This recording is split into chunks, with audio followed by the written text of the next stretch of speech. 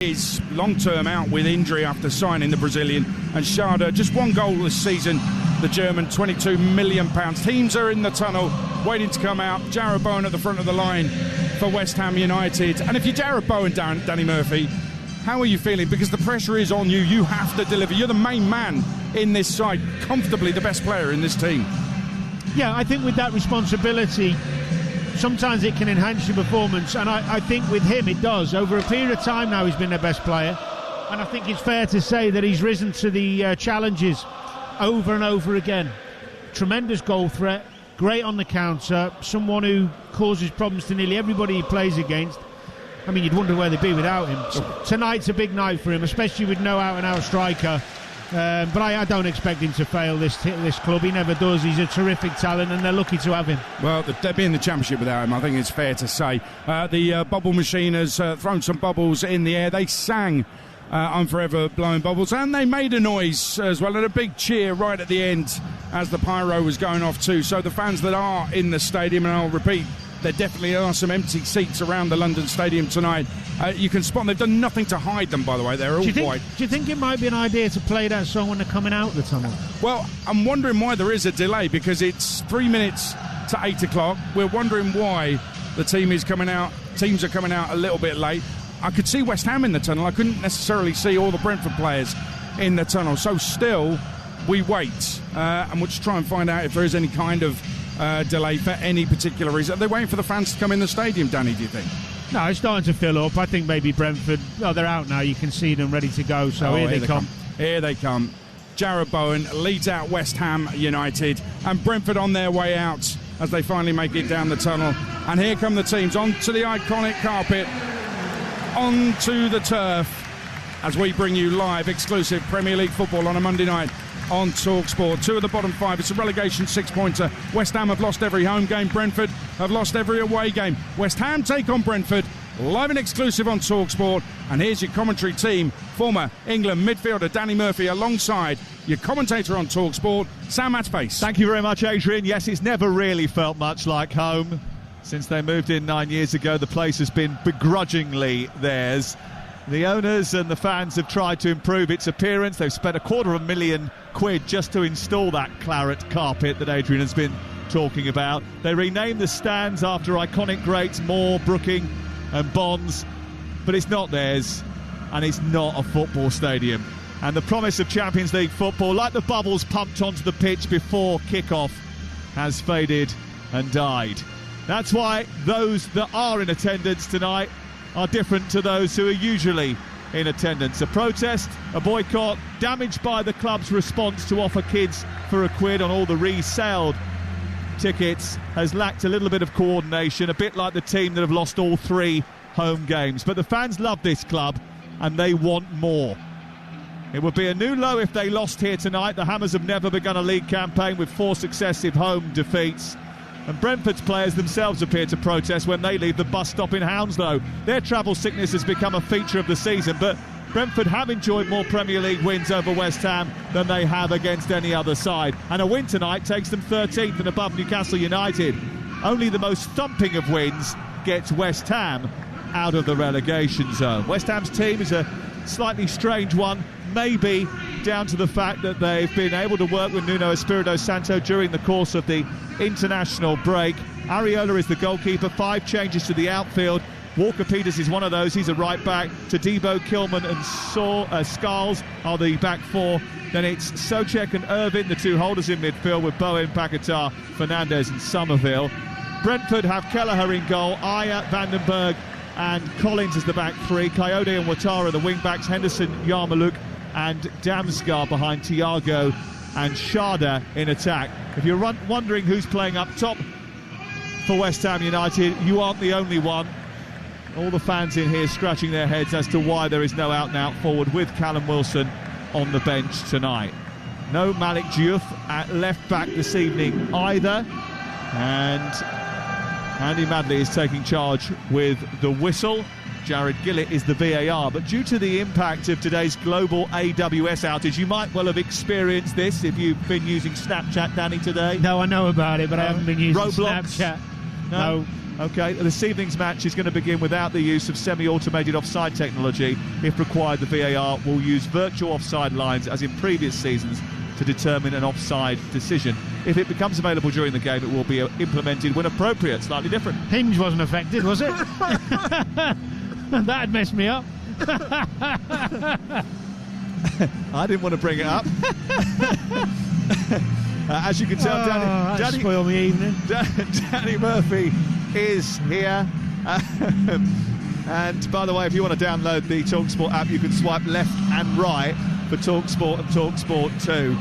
TalkSport is where you'll find Danny Murphy. Give him a like, and you never know what can happen. There's no room for racism. That's the campaign that the Premier League are getting behind and activating this week. That's why all 22 players take the knee to try and reinforce the message that there is no room for any prejudice of any kind, and we echo those sentiments.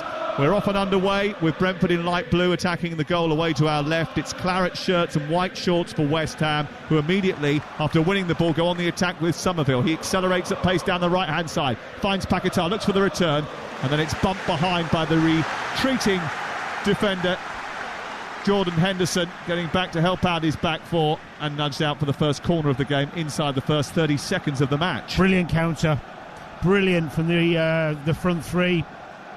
Paquetá, Somerville and Bowen linking up, really good, because obviously Brentford had the kick-off and tried to go long. It was really clever. Well, the first corner of the game, and we know about the threat that Brentford had from set pieces, is going to be taken by Irvine, in the team for the first time since February from the start. Sends the ball to the back post, it's half-headed away. Somerville retrieves it on the left side of the box. It's back in by Paquetá, glanced away by Walker-Peters, then picked up on the right-hand side where it's collected by Irvine. Now Bowen has it in the penalty area, turning and twisting and getting the crosser into the box. Ayer puts it behind. It's another corner for West Ham, who have started positively, despite the fact that there are a lot of white empty seats visible inside the London Stadium tonight. Corner kick taken left side. Irvine's last delivery went over the head of Queven Kelleher in the Brentford goal. And again, it goes deep towards the far post, and it's glanced behind and away by Sharda. And actually, he had no one behind him, and he could have let that go out for a goal kick, but he didn't get a shout. It had beaten Kelleher again, who had got trapped on his goal line and a little bit too close to Max Kilman. And it goes out the other side and away for another corner, Danny. Yeah, it was actually the right thing to do. If you're never not sure, put your head on it, regroup, defend the next one. This one's from the other side, and again, Andy Irvine is given the responsibility, left-footed. He floats this one towards the penalty spot. It goes straight to Jordan Henderson. His chest trap isn't effective. He manages to try and shepherd the ball out wide towards the right, but Ouattara can't get it clear, and West Ham have it back again, edge of the penalty area. They retreat to halfway. Walker-Peters plays it left, and then Irvine sees it back to Areola, who replaced Hermansen after just 4 games of the season. And he kicks long towards Paquetá, who tries to win a header and then chase that header into the corner. But despite getting above Ollie Scarles, above the defender on the left-hand side, Nathan Collins, it goes out of play and away for a goal kick away to our right. 0-0. Interesting to see the Brentford lineup. Looks like a back four with Ayer on the left back, I should say. We thought they'd go with a 3. Looks like a 4-3-3 with Sharda on the left, Ouattara on the right. Slight shift in formation. They've done that actually over the course of the season. They have, yeah. Earlier in the campaign they went to a 4 and they retreated into 5s against Manchester United and against Manchester City. Keith Andrews, quite a flexible coach. He knows that he has had to come up with alternative ways of approaching matches in the absence of key personnel departing in the summer. It was a very different Brentford he took over to the one that he was the set-piece coach for last season.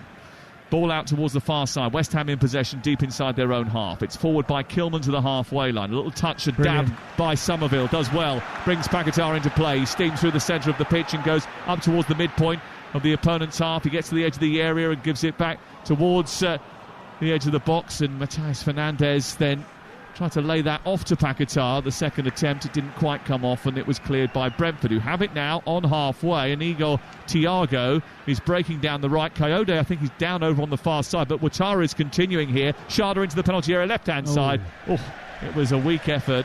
I think he was stretching and miskicked it. It went out of play. But there's a serious problem over on the far side for Coyote, who is down after a collision. And the play continued around him. And he wants some treatment, and he's still yet to get it. Great start to the game, end-to-end stuff.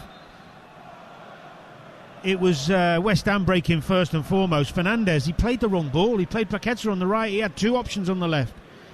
He had Bowen and Somerville, and they had man over. He didn't get his head up. Bowen wasn't best pleased, and then they broke away, Brentford. And Shardy, you expect him. We've seen him in that position many times. Inside left position, getting inside the box. Can't wrap his foot round it. Poor finish, really, from him. I like him. I think he's a super talent. Very open start, though. Yeah, open start to the game. Kevin Sharda, who has already scored once this season. 1 goal in 9 Premier League appearances either side of the summer. He got 12 goals last campaign. He had the best chance of this game so far, stretching and sending it into the side netting. Already, Brentford warming up. Rico Henry down in front of us, away to our left. A little bit concerned about Coyote, who is a key weapon for them, because long throws, big part of the game now. He takes them for Brentford. He's taken 30 long throws into the box, 10 more than any other player in the Premier League. The other thing that's interesting, you look at West Ham, Walker-Peters left back, Scholes at right back. I thought we expected it to be the other way, didn't we? Yeah, well, Ollie Scholes usually plays left back. It's his position, so for him to play on the right-hand side seems a little bit strange. Well, I mean, really, you've got both fullbacks playing the wrong side.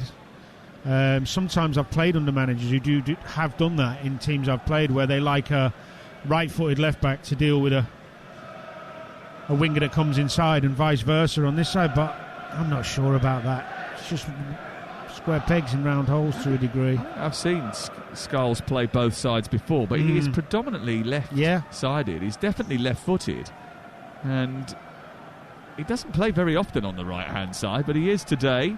He's up over the halfway line now, and he's got the ball at his feet down in front of us here. It's played through the legs of Souček. Lovely touch by Matheus Fernandes to find Paquetá in the pocket of space behind the Brentford defence. He twists away from Yarmouk and then plays it back to Souček, whose long, rangy body leans towards Bowen and pokes the ball forward. It's a cross that almost reached Asensio Somerville, but was a bit behind him as he tried to twirl away into the 6-yard box. It goes behind now for a goal kick away to our right, but that's probably the best bit of football we've seen. Well, and the one thing there, when Bowen comes in on that left foot and puts the cross in, is West Ham had good numbers in the box. Fernandes has got himself in there, Paquetá was in there, Somerville, who did appeal for a corner actually, but it wasn't given, but it was good. Always good when a player looks up to have options, runners in the box.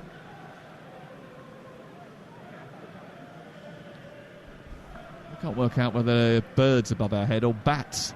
Either way, they look rather menacing as they fly under the floodlights above our head here at the London Stadium, which is, again, rather eerily quiet. And I often do this when I come here, take my headphones off just to see what the noise is like, and it's just like a bit of a murmur inside the stadium. There are a lot of empty seats. I mean, it's hard not to come here and feel a little bit negative about it. The only caveat to that, of course, is that we tend to come here when West Ham don't win games, and I haven't really been here enough times to experience any particular good moments for them. So there was a couple of thumping games here. Go back to the Europa League campaign and the Conference League campaign. Some big nights in this stadium then, but few and far between, I'm afraid, as they come forward. Brentford down the right-hand side. Coyote back in the team, sends the ball back towards the far post, and Sharda reaches for a header, hends it back across the face of goal, and it's grabbed out of the sky by Areola and cleared away. You're listening to West Ham 0, Brentford 0 on TalkSport with Sky Sports, and don't forget that with Now you can stream all the Sky Sports action flexibly, like West Ham Brentford live right now. Search Now Sports. It was good from Ouattara coming in on that left foot. That's why he wants the right-footed left back there. Same on this side. Sharda right foot, Scholes left foot. It's an interesting one. I remember many years ago Martin Jol did it, I think, at Man City, and he put I think it was Chris Baird who was our right back, put him left back. I think it was to deal with David Silva, brought him down after 5 minutes, give a penalty away. I think it was best in the laid plans yeah, and all that. exactly. Here is Coyote again, moving forward on the right-hand side, a bit better than he has been recently, towards the far post. Schade with a header. It loops towards the far post to the other side of the 6-yard box and loops over the top of the crossbar and goes out and away for a goal kick. But Coyote getting a little bit of space over on that right-hand side. And I think with Ouattara darting into an advanced position and Walker-Peters having to try and look after him, that gives a little bit of extra space for Coyote to get down the outside. Well, it does, only if Somerville doesn't track. Somerville's got to get back with him. He can't expect one of the central midfielders to get out to him. Or if he does, they've got to tell him that much quicker than they did. Bowen played in by Somerville. Coyote across on the edge of the D to turn it away for Brentford. West Ham's attack is short-lived. Brentford have it back once more. 10 minutes gone. It's 0-0 on Talk Sport. Collected by Yarmouk, who's been pretty impressive this season, but one back by Souček very well. Aya then dives in, gives the ball away to Fernandez. He's 25 yards from goal. He's going to crack this into the chest of Collins, and it goes behind and away after the deflection for a corner kick on this near side. But there was a little bit of tenacity about the West Ham midfield there. Souček wiring into a challenge. Fernandez doing well too. Somerville putting pressure on a defender, and it ended with a shot on goal from Matías Fernandez.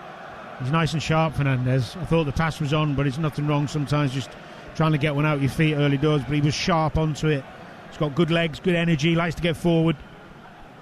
Here is the opportunity from the corner, which Irvin will take in towards Skulls, whose left-footed delivery goes towards the far post. It was actually quite some way wide of the top corner where the ball appeared to be aiming from this sort of angle, but you could tell by the reaction of Caoimhin Kelleher it was nowhere near troubling the goal away to our right. 0-0 the score. West Ham, who did sort of surprise us with the team selection, have Skulls at right back, the centre-halves Jean-Claire Todibo and Max Kilman. Away on the left-hand side is Carl Walker-Peters. The midfield is interesting. Irvin and Souček are the ones sitting deep, and then it is that quartet of Bowen on the right, Fernandez almost on the left, with Somerville and Paquetá playing as almost two tens in the middle of the park for West Ham United. Henderson has it for Brentford inside their territory, 10 yards short of the halfway line. Out to Coyote.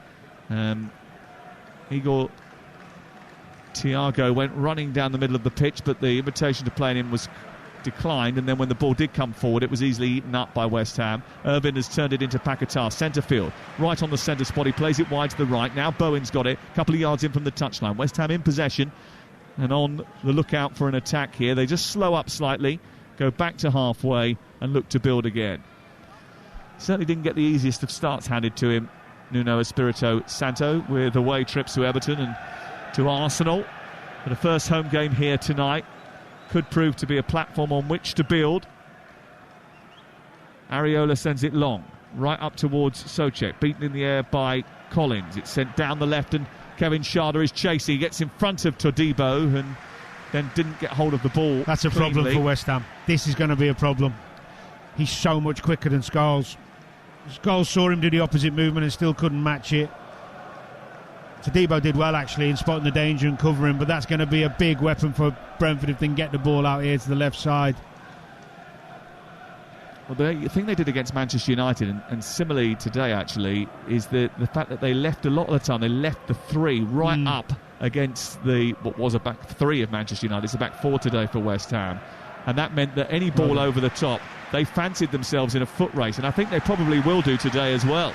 Here is Irvin in midfield, winning the ball for West Ham, sending it back to Todibo. Then it's square to Kilman, who's being pursued by Thiago. Thiago did enough to sort of put him off, but Somerville is waiting for the delivery from Walker-Peters from the left-hand side. Didn't quite come, so it went infield to Irvin instead. Now out to Skulls. Now it's with Somerville, wearing gloves tonight. Into Irvin, the Scot coming forward through the legs of the defender by Bowen to keep things moving. Edge of the area now is Matías Fernandez, and he just tried to touch too many, and Yarmouk picked his pocket and charged up towards halfway. And now they turn defence into attack here, Brentford. And Henderson, whose 2 assists this season have come from long raking passes forward, decides to go short and backwards and to keep the ball moving and to keep Brentford on the front foot. 0-0. good that from Somerville. He tracked Henderson all the way back. Nice and bright in terms of their work ethic and filling in holes. It's a decent start for both teams, really. Both look at it. Two teams' first deployment after the international break. The international break, which saw a lot of their squads go off to different pastures around the world. A lot of the players that went on international duty for West Ham on the bench tonight. Here's Yarmulke of Brentford in possession. It's always strange seeing a team play in light blue with little dabs of claret at West Ham. Weird, especially if it's Brentford. Ball sent forward looking long for Thiago. Good ball by Damsgaard, who picked him out. He lays it off to the right. Coyote with the effort to get it into the centre. The header from Ouattara is not a clean one. It falls to Sharda left side of the box, and now it's retrieved by Ayer. Ayer into Damsgaard. Back again to Sharda. Sharda comes towards the left-hand side, and Henderson then keeps things moving. Damsgaard forward, Sharda into the box, so it's ricocheted off of Bowen and Irvine, and eventually Andy Irvine comes away with the ball, but then almost gave it away to Jordan Henderson, who wanted a throw-in on this near side as he poked the ball forward. It didn't quite come off for him, and it's out for a throw-in to West Ham United instead, 0-0. Just got to be careful with Coyote. He's got free again there, and Walker-Peters had to go out to him late. If Fernandez is going to play that role just tucked in off the left, he's going to have to be more disciplined when Brentford have possession. I know he wants to go in centrally because that's where he plays, and if he gets caught too inside, then Walker-Peters is going to be he's going to have two players at times, and he obviously doesn't want that. Oh dear. Oh, giving the ball away cheaply, West Ham, and Sharda almost got hold of it. Again, then it's Yarmulke who overhits his pass forward. It's cut out eventually by Somerville, and then Somerville nudges it to Paquetá, and it goes out of play because that was too heavy, and West Ham lose possession and hand it back to Brentford once again. We played 16 minutes. You're listening to Talk Sport. Tomorrow morning when you wake up, Ray Parlour is alongside Jeff Stelling from 6 a.m. Some stellar guests on tomorrow morning as well, and includes some big names from around the sporting world: Bradley Wiggins, Robbie Savage, Lee Westwood, Barry Bannon, Matt Le Tissier, Nicky Hawkins and Adrian Durham tomorrow morning. Looking forward to that from 6 o'clock. Here is Sepp Vandenberg out to the right, where it's Collins getting it back to Henderson and then all the way back to Quevin Kelleher. If anyone knows how to get a win over Brentford, it should be Nuno Espirito Santo. He has already beaten Brentford in the Premier League this season, winning 3-1 with Nottingham Forest on the opening day of the season. That still represents Forest's only win of the campaign so far. Game now at walking pace. Collins strolls up to the midpoint of his own half. The Brentford centre-back. Played to the left now, Damsgaard dropping into a full-back position. Ayer forward, onto Sharda. Sharda looking to try and take on Todibo. Todibo just a little bit too quick of thought for him. Did well, nudges the ball across. Covered well. What's interesting with West Ham there, you watch that little passage of play for a couple of minutes, is that they're happy to wait for Brentford to come onto them to win it back and then break and counter. At home, maybe you'd expect some managers to really try and get on the front foot, but the manager knows, Nuno knows they're vulnerable. He knows they're open. And they're not very good at that. They're not good at the high press. They get played through too easily. They need a result. So I quite admire that patience and discipline. They can continue it. First long throw of the game for Michael Coyote, who launches that into the near post. It's flicked away by Souček. It's back in by Damsgaard. It drops inside the box, and Igor Thiago reacts quickest, tries to hook it goalwards, but I wonder whether or not a high foot was called there. And it goes out for a free kick to West Ham United, away to our left-hand side. But Coyote, long throws are part of the game now, we know that, but Brentford are really exponents of the art. That was a long torpedo towards the edge of the 6-yard box. It did eventually cause chaos. Yep, well, I was playing around the time the best thrower of the ball we've ever seen was Rory Delap. Yep. And that was difficult. Didn't matter how many big defenders, you could have 4 guys who are 6'2 plus, still cause you, what a ball that nearly was. Well, the ball dropped for Bowen, and he swiveled and hit it very quickly forward, looking to release Somerville through the middle. It didn't quite come off because it was well blocked by the Brentford defence, but the speed of thought from Bowen and the swiftness of his movement almost caught out the Brentford back line. 19 minutes gone, still 0-0. Ball played wide out towards the right. Across goes Schade to get there, ahead of Scholes, who wasn't quick enough to get up, and then he's been done by Schade, and he's moved the ball upfield. It's given away by Damsgaard. Paquetá's got it back because Tadibo anticipated well. Now Bowen down the right, tries to splash a ball through the 6-yard box, but it was never troubling Kelleher. In fact, it goes out the other side and away for a throw-in down by the corner flag. But a quick turnover after Scholes had lost the ball because Damsgaard miscontrolled. Tadibo was in there very quickly, put West Ham back on the front foot, and Bowen, well, he doesn't hang around.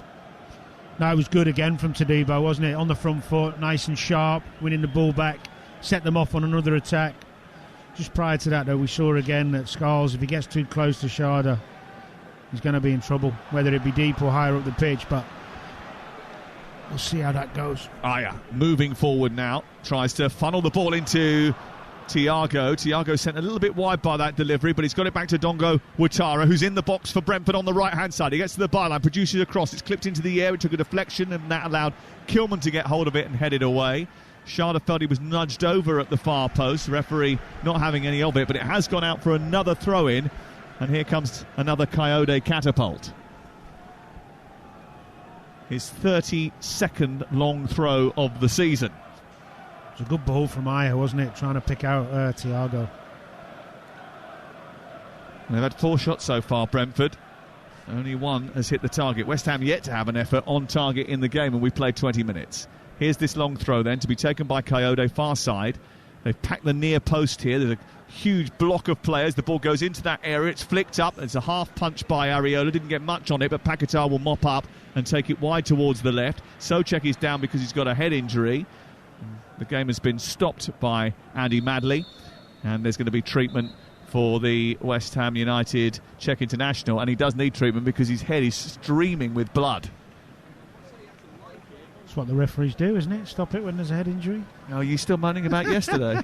Are you? There was 7 seconds between that incident where Van Dijk managed to connect with the back of the head of McAllister, his teammate. Now, to be honest with you, the goal went in. To be honest, joking aside, let's play on, wasn't it? I thought they should have defended that much better.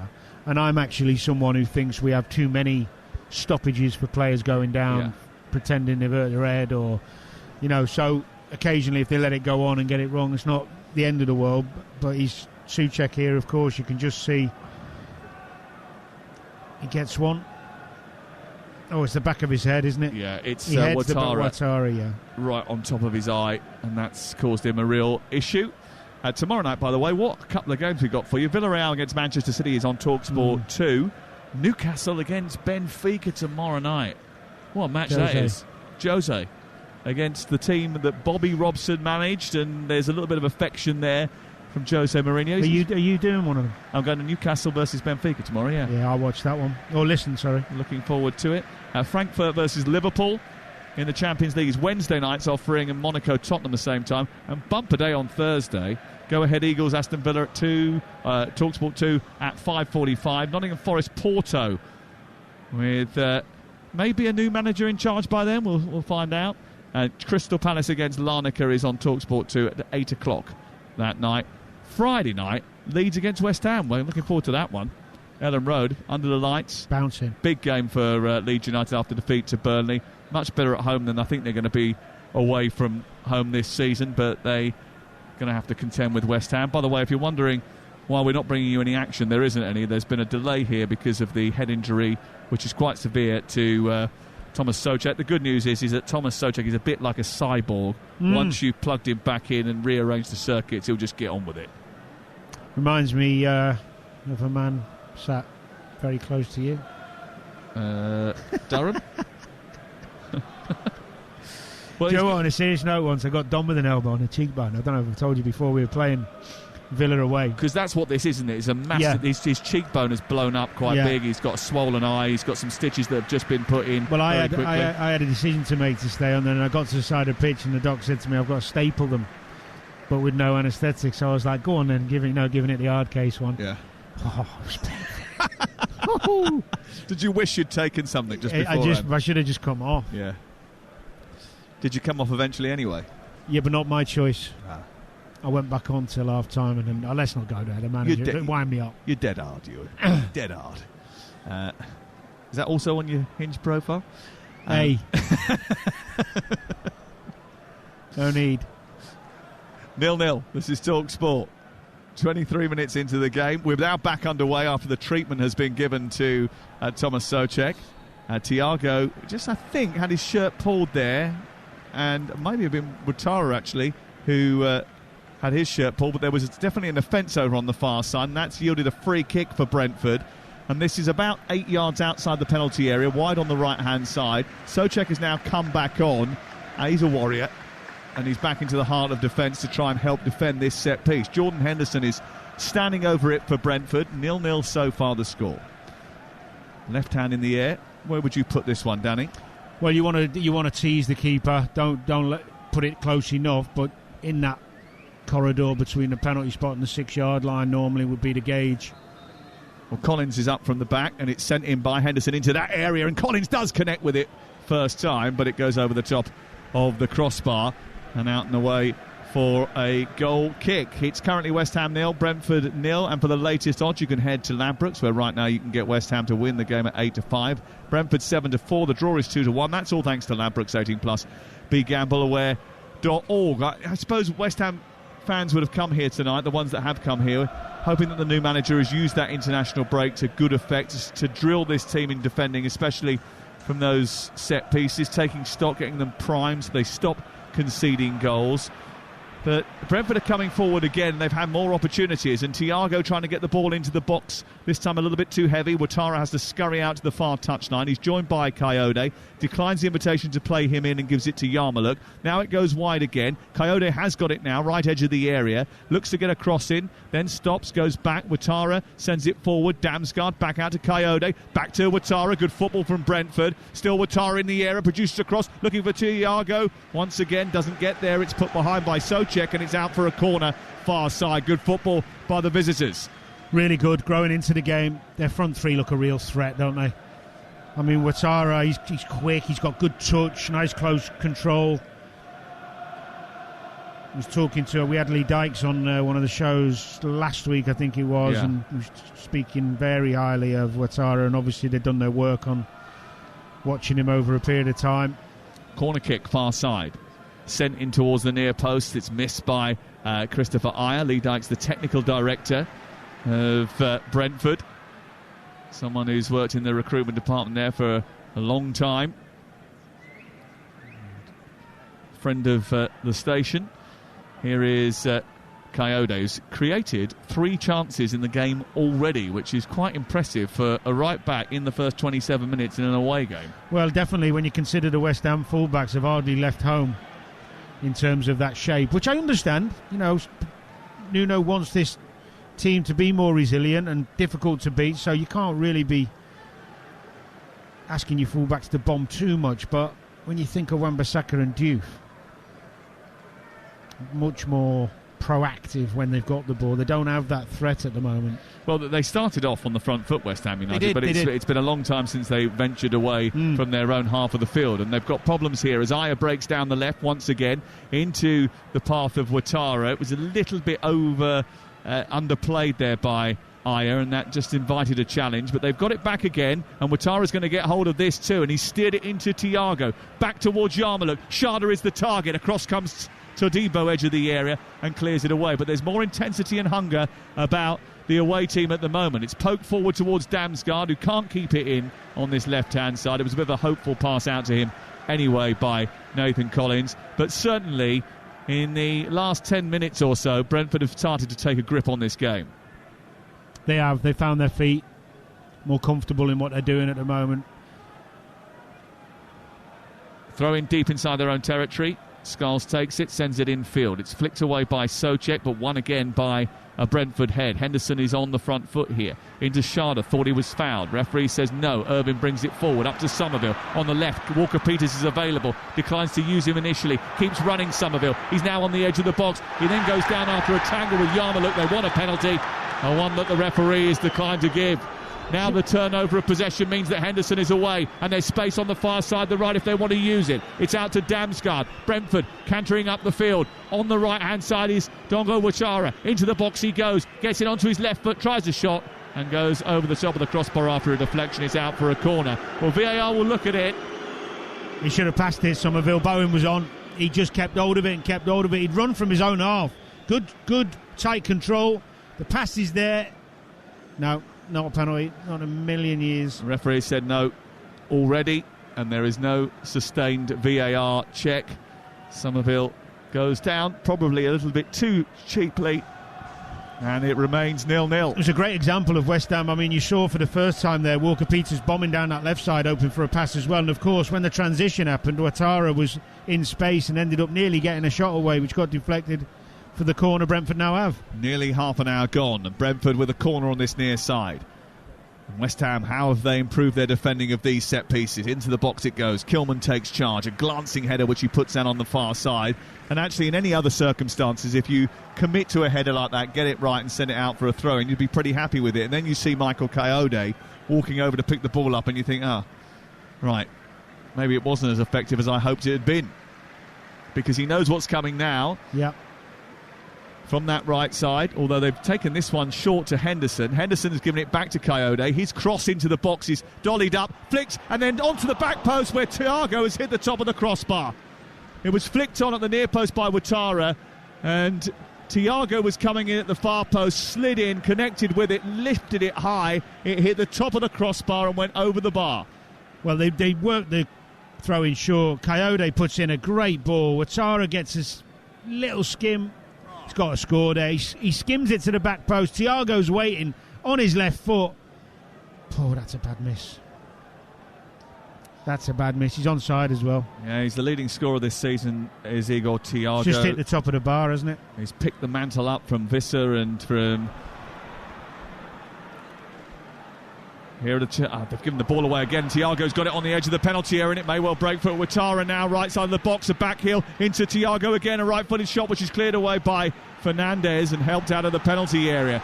That's poor from West Ham. They're regressing here. Ball into the box again. Damsgaard with a header. He's hit the outside of the post. Well, if Damsgaard is getting up and winning headers inside your penalty area, you've got a problem in the first place. Areola, I think, might have got something on that as it came across.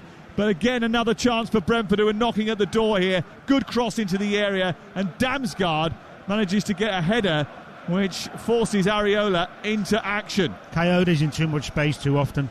It's too easy for them to get crosses, raining crosses in the box. Fernandez has either got to get out there and stop him, or they've got to change the system.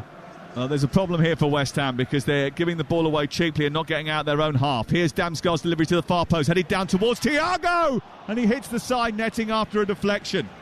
Well, it dropped down off Collins' head at the back post and into Thiago. He thumped it goalwards and it went into the side netting. It's still 0-0, but only because West Ham have been incredibly fortunate and in debt to their goalkeeper, who's made another save. It's another cross into the box where there's no pressure on the ball. Knocked down from Collins, I think. Yeah.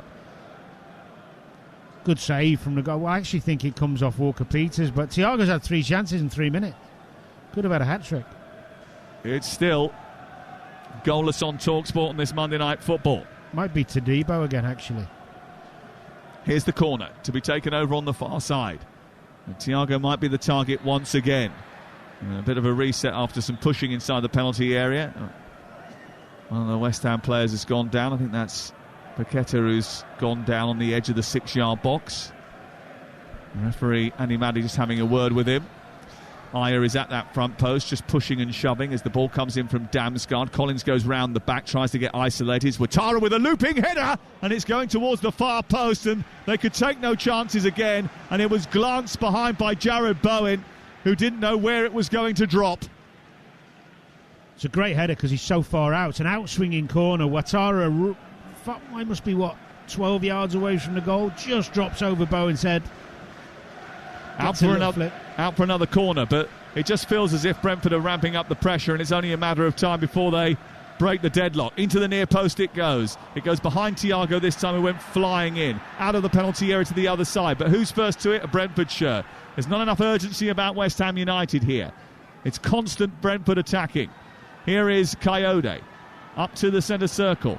Henderson trying to nudge it back to Collins, who goes all the way back to his goalkeeper. We played 33 minutes here And so far it's been a bit one-sided. The expected goals total so far, 1.43 for Brentford, 0.03 for West Ham. 13 shots to West Ham's 1 for the away team. 4 shots on target to none. Shots inside the box, 13 from Brentford already in the game. None for West Ham. They've hit the woodwork and had 2 big chances. Really and truly, they bossed this first 45 minutes. Yeah, the system's working better for Brentford. They're much more comfortable with it. Got the extra man in the middle of the park, but also the full-backs. You've got Bowen and Fernandes, who are not sure when to track and go out wide and when to stay narrow. It's obviously a team in transition with a new manager. So you've got to give them a bit of understanding. But that front three of Brentford look really, really dangerous. Well, Brentford have had a good start to the game that haven't capitalised on their dominance. West Ham have been a little bit ragged at the back and have had serious issues since the start. A couple of early attacks have gone into the distant memory now. It's been pretty much all Brentford in the first 35 minutes that we've had here at the London Stadium. A London Stadium which is getting a little bit restless now, I think, even though there is a lot of people in here tonight, probably around about 40,000, I would think. There's a lot of empty seats, and I don't think that sort of is as visible on television as it will be inside the stadium, because there are lots of pockets of dark claret seats high up in the rafters as well, and lots of white spaces where people should be sitting as well, but there are dark seats that are empty tonight as well. So the boycott has been effective, I think. The noise is nothing more than just a grumble at the moment. Can the West Ham players lift the mood? Well, not at the moment. They can't get out of their own half, Danny Murphy. What has Nuno Espirito Santo got to change here? Because this, at the moment, is going only one way. Well, I'd be tempted to put Somerville back on the left. It's more natural to him. He knows the position. Fernandes doesn't look comfortable out there. Sometimes he's too narrow. Sometimes he presses. Sometimes he tracks. It looks a bit alien to him playing that role. I'd put him back in a more number 10 role and let the 2 midfielders sit behind him.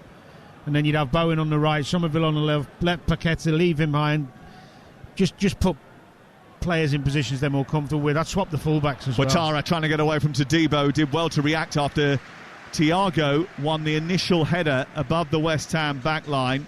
And he flicked it on. Ouattara went darting, but across came Todibo on the cover and puts it out for another long throw. Actually, it's a bit of a surprise that they haven't scored, Brentford, because they are uber efficient when it comes to taking chances. They are ruthless in front of goal. It's not all set pieces and long throws. They've scored a third of their goals from fast breaks, but their conversion rate is very good so far this season. Not tonight. But here's Coyote with another long throw into the near post. Paqueta manages to deal with it and clear it away. It's collected by Henderson. Coyote goes towards the edge of the box, bumped off the ball.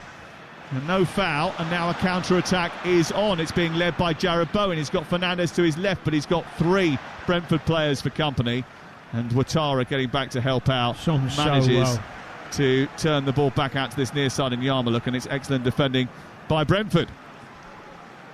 You want that from your teammates, don't you, that work rate? I think seeing it from a forward player, especially when they've come for big money and you're thinking about, is his ego going to... He's going to think he's the star man. He took a while to get into the team. Not at all. He's been really good, actually, this first half. Real threat with the ball and that work ethic without... I'm amazed he hasn't tweaked it yet, Nuno. They're really losing a grip on the game. Henderson with a long raking ball forward. It's a little bit too heavy for Kevin Schade on this occasion as it goes into the night sky. You can see the orbital, which is lit up red, looming over the top of the London Stadium. Just on West Ham, when you look at their strength, Bowen's their best player, so you want to get him on the ball as much as possible. But you've got a left-footed right-back who's a young lad, not that confident on the ball. He's got a big job in terms of who he's marking anyway. He's not giving him any real constant passes or feeding him the ball enough. So that's something you have to look at, because if you don't have Bowen on the ball often enough, you're not going to cause the opposition problems. Well, the issue also is there's no outlet really for West Ham. Correct, yeah. Obviously, we've mentioned that Callum Wilson is on the bench today Fulkrug injured at the moment. I think the squad building, when you glance down at the replacements that are available, is a little concerning. I mean, look, I don't know what the situation is with James Ward-Prowse and why these two don't get on, Nuno Espirito Santo and the West Ham midfielder, but he has created more chances than any other player in the Premier League for West Ham this season, but yet he's not even in the squad tonight. It can be misleading because he takes all the set plays, so you can get your numbers up like that, hence the fact I used to ask to take all the set plays. they still count though, don't they? They do, yeah. And it sounds something a bit more than football, doesn't it? Ultimately, the balance is wrong, I think, looking at the team now and the roles he's asked the players to do. I'd be amazed if it wasn't changed at half-time. I mean, this is a pretty poor performance so far from West Ham United. 5 minutes to go before the break, maybe a little bit shade over that. A corner for Brentford once again. Damsgaard is going to take this, right-footed. It'll be an in-swinger. There's 2 on the goalkeeper, 3 at the back post. They start moving now. Thiago's at the back post. He's headed down, and somehow Ouattara has missed a clear header from inside the 6-yard box. They've missed so many chances. West Ham have been so fortunate not to concede. Great ball in, great pace. Comes in on the back post, poor. He's fuming with himself because we know he's better than that. He's just got to head it back towards the goal. Just skims off his head. Well, if there wasn't a boycott before the match, there might be one at half-time. There is a feel of sort of mutinous behaviour in the air. Header away by Collins. It's dropped down for Ouattara again. It's coming forward again, overhit by Brentford. I think Keith Andrews actually will be fundamentally absolutely gutted that his team haven't got on the score sheet, Danny. He will, but he'll also be delighted in the fact the balance looks good. The plan's working, they're playing with confidence, they've grown into the game, they weathered that little bit of an early flurry from West Ham. They look the more likely constantly. So poor from West Ham as Brentford come forward again. Yarmouk being released down the right-hand side after a battle was won in midfield by the Brentford midfield, shrugging off Irvine, and Yarmouk was involved in that, so was Damsgaard. He then went on and got down the right-hand side. They swept and cleaned it up with Carl Walker-Peters, and it goes out for another throw-in. And this one to come from Coyote. They've only scored from one long throw-in this season so far, and that was at the end of the game against Chelsea, and it was a vital equaliser they got from that. Can they get one before half-time here? 41 minutes on the clock. It's 0-0. Into the near post. A flick on by Aya. Comes back to the edge of the area. Missed kick by Yarmouk. A jeer from the crowd. It didn't look pretty. He then manages to get his composure back and send it back towards Aya, who's inside the penalty area. Again, you know, it's okay winning the first ball, the second ball, but they're not winning any balls here, West Ham United. Whenever the ball drops inside the box, it's always a Brentford player who gets there. They want it a little bit more. There's more just out-muscled aggressiveness. Just out-muscled Scholes. He was out-muscled by Aya, who's a huge man. It can happen. It's not just the set plays and the crosses. It's Here's Damsgaard inside the area from the short corner this time. Gets to the byline. Producer crosses a deep one at the far post. It's heading goalwards. It doesn't quite catch for Ouattara again, who got up there brilliantly. And then it goes out of this penalty area and out the other side. And Coyote tries to make something of it, but he's going laterally rather than forward. It goes back in from Damsgaard. It's helped on by Aya. Sharda tries to get there. Kilman just hits it anywhere just to get it away from harm's way, because West Ham are desperate at the moment. Yeah, they're too often getting overload, especially on the sides, which is why crossing the ball's so easy. And it's all down to the attack. There's too many players not quite sure just yet what their role is. Ball forward towards the right, looking for Sharda. Sharda might get there. He does. He gets into the penalty area. Can't come down for him. He sets it back for Thiago. Good save initially by the goalkeeper, and it sneaks in on the rebound off the inside of the post. And Thiago has given Brentford a much-deserved lead. West Ham United have been absolutely pathetic tonight, and Thiago has eventually made them pay. It's their 15th shot of the game, and it's the one that puts Brentford in front. It's been coming since the first 5 minutes of the match, and now Brentford have made the breakthrough. Fully deserved. Absolutely deserved. Too easy to play into the midfield. No pressure on the ball. Ball in behind. I told you the fullbacks are struggling. Sharda gets in behind Walker-Peters, decides to lay it off to Thiago.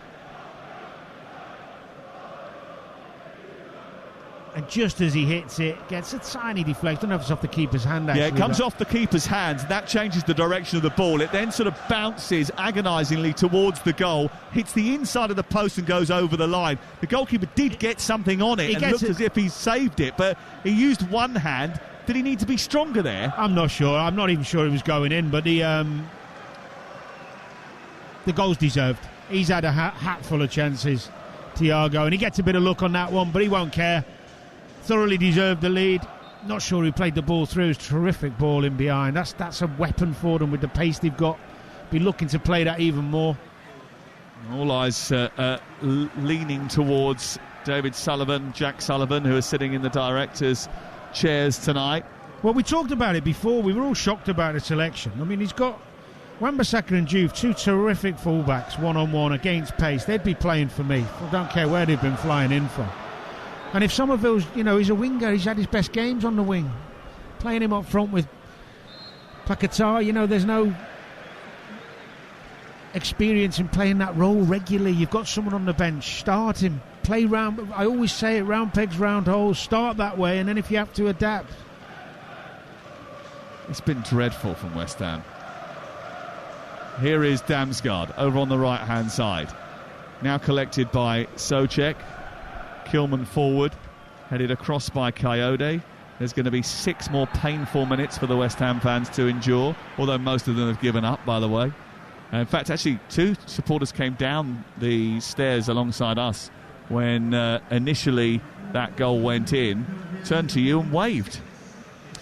I don't think they're coming back. Probably not.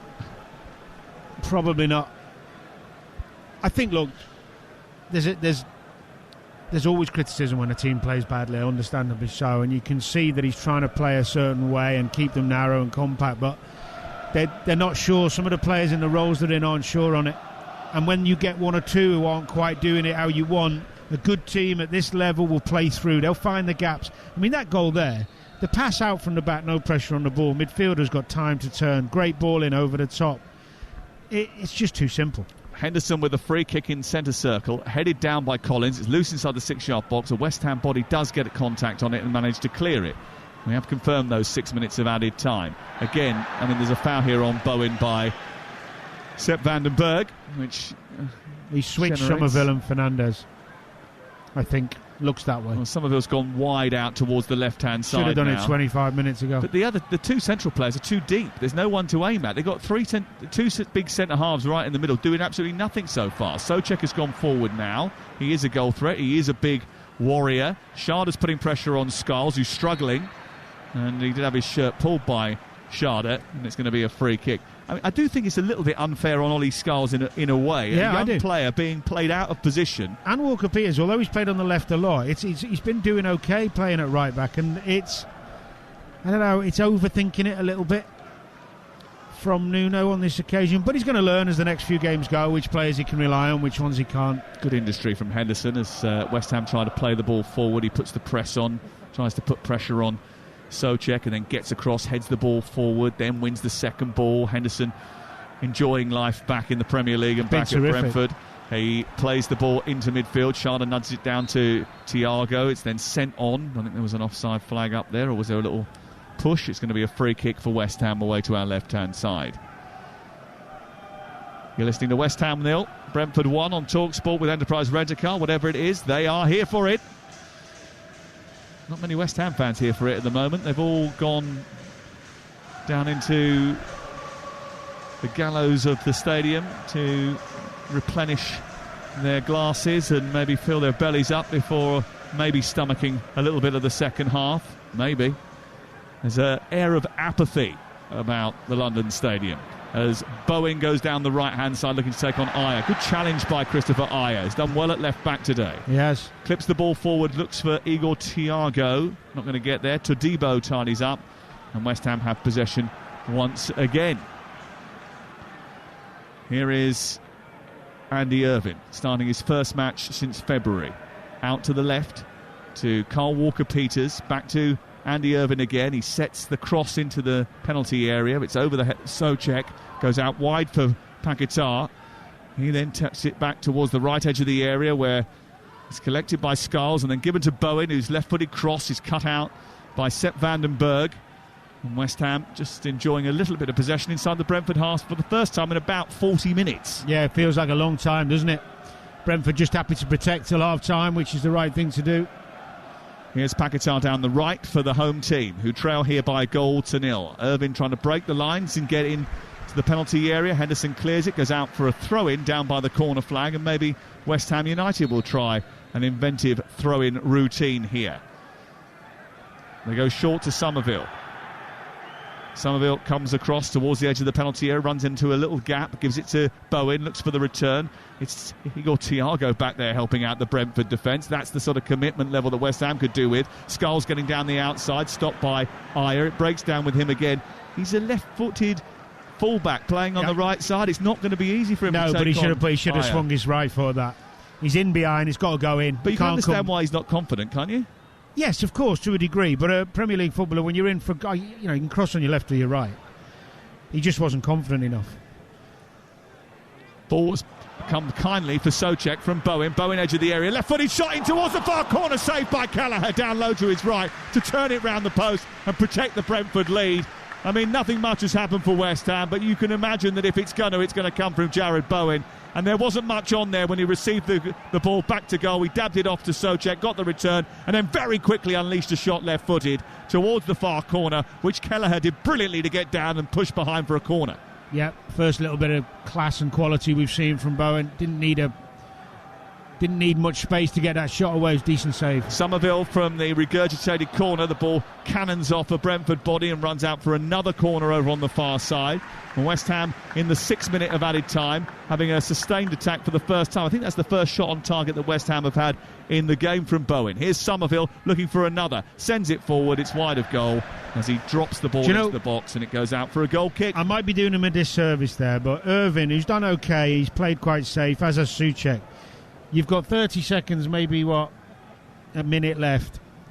You take a corner and you play it short because you don't want to risk hitting the corner. That's what it looked like and felt like to me. Because there was somebody there on Somerville. That's where West Ham are at a minute. Lack of belief, lack of confidence, a bit of nerves. Not enough players grasping the bull by the horns.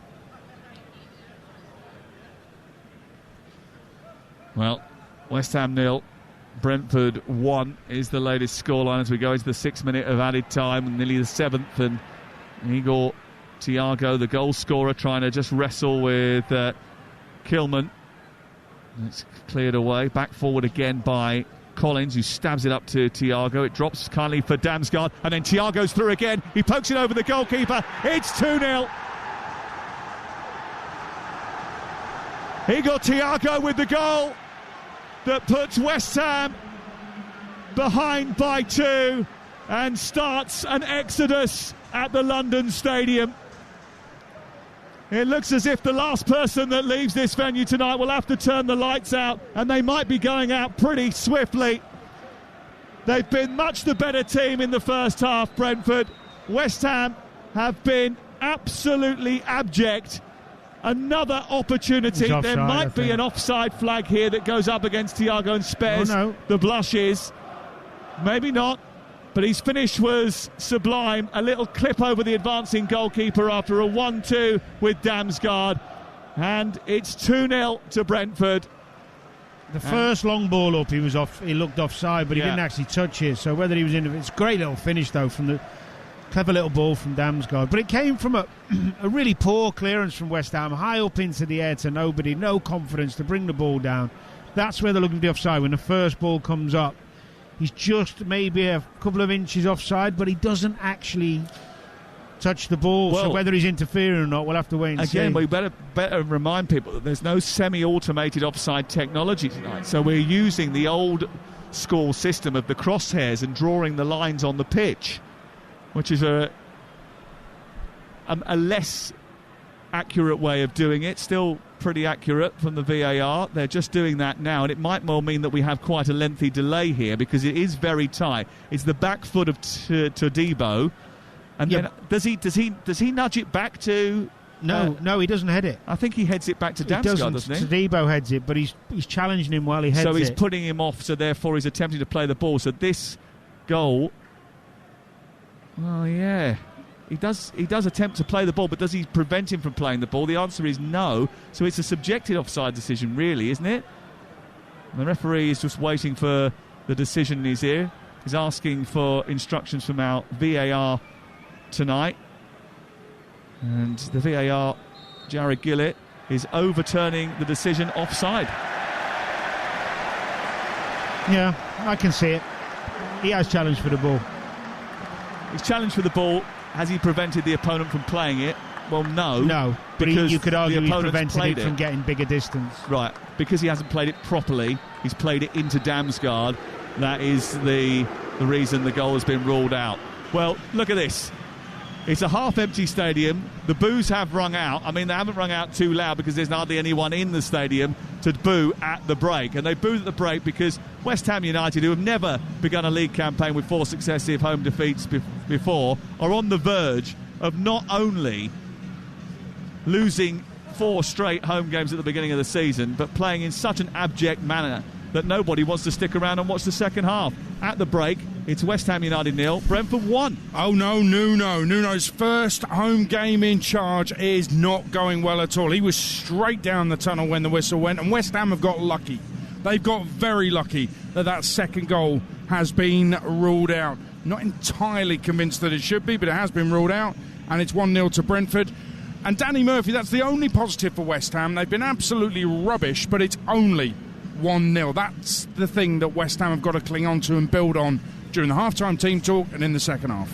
They've just been given a lifesaver. They've just been given a huge help in this game. Now, the manager's got to help the team as well because too many of them look a little bit lost. Now, you could argue some of it's a lack of quality and confidence, yes, but they're not set up right. The system's not the end of the world if you've got players playing that way who know how to play it. But you've got a central midfielder playing on the left who kept letting the right back run off. You've got Somerville and Paqueta who are super talents and can both link up play, but neither of them are used to playing centre forward and linking together. They're more used to, if they play that role, having a forward who runs the other way and they can create space for them. They're both looking for the same ball. And you've got 2 fullbacks who are really struggling with the wide boys. Too much for them. It's too big an evening for them with the quality they're up against. So I'd be thinking, if I was him, of Wan-Bissaka and Diouf to go against those two and really strengthening it up with the pace and the physicality of those two.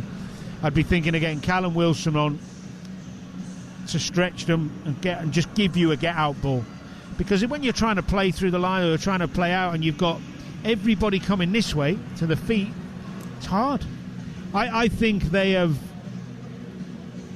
been poor, but let's not go, be disrespectful to Brentford's level of their performance, because I thought without the ball they were really good. Good press, good tenacity, breaking up play. With the ball, real threat. As an observer, and this is the biggest compliment I can pay Brentford for that first half, it looks like they've got more players, but it's only because they're working harder, running harder, they're more mobile, they're getting around the pitch more. So when they're defending in numbers. When they're attacking in numbers. I are so advanced a lot of the time in that first half. Seriously impressed with Brentford. I think impressed because also they're playing a bit differently than they did the last couple of times out with the 3 at the back. Ayer left back, we never thought, because you're thinking he's more of a centre-half, 6 foot plus guy playing against Bowen. It's a little bit, you're kind of thinking, is that going to work? But he's been so positive. The middle of the park as well, just that, Henderson getting on it, experience. Yarmouk looks a good player, fit as a fiddle. And Damsgaard just grows. The more you see him, the more he grows on you. The little intelligent passes round the corner, the dropping in at the right times. Sometimes when there's no space centrally, he drifts out wide.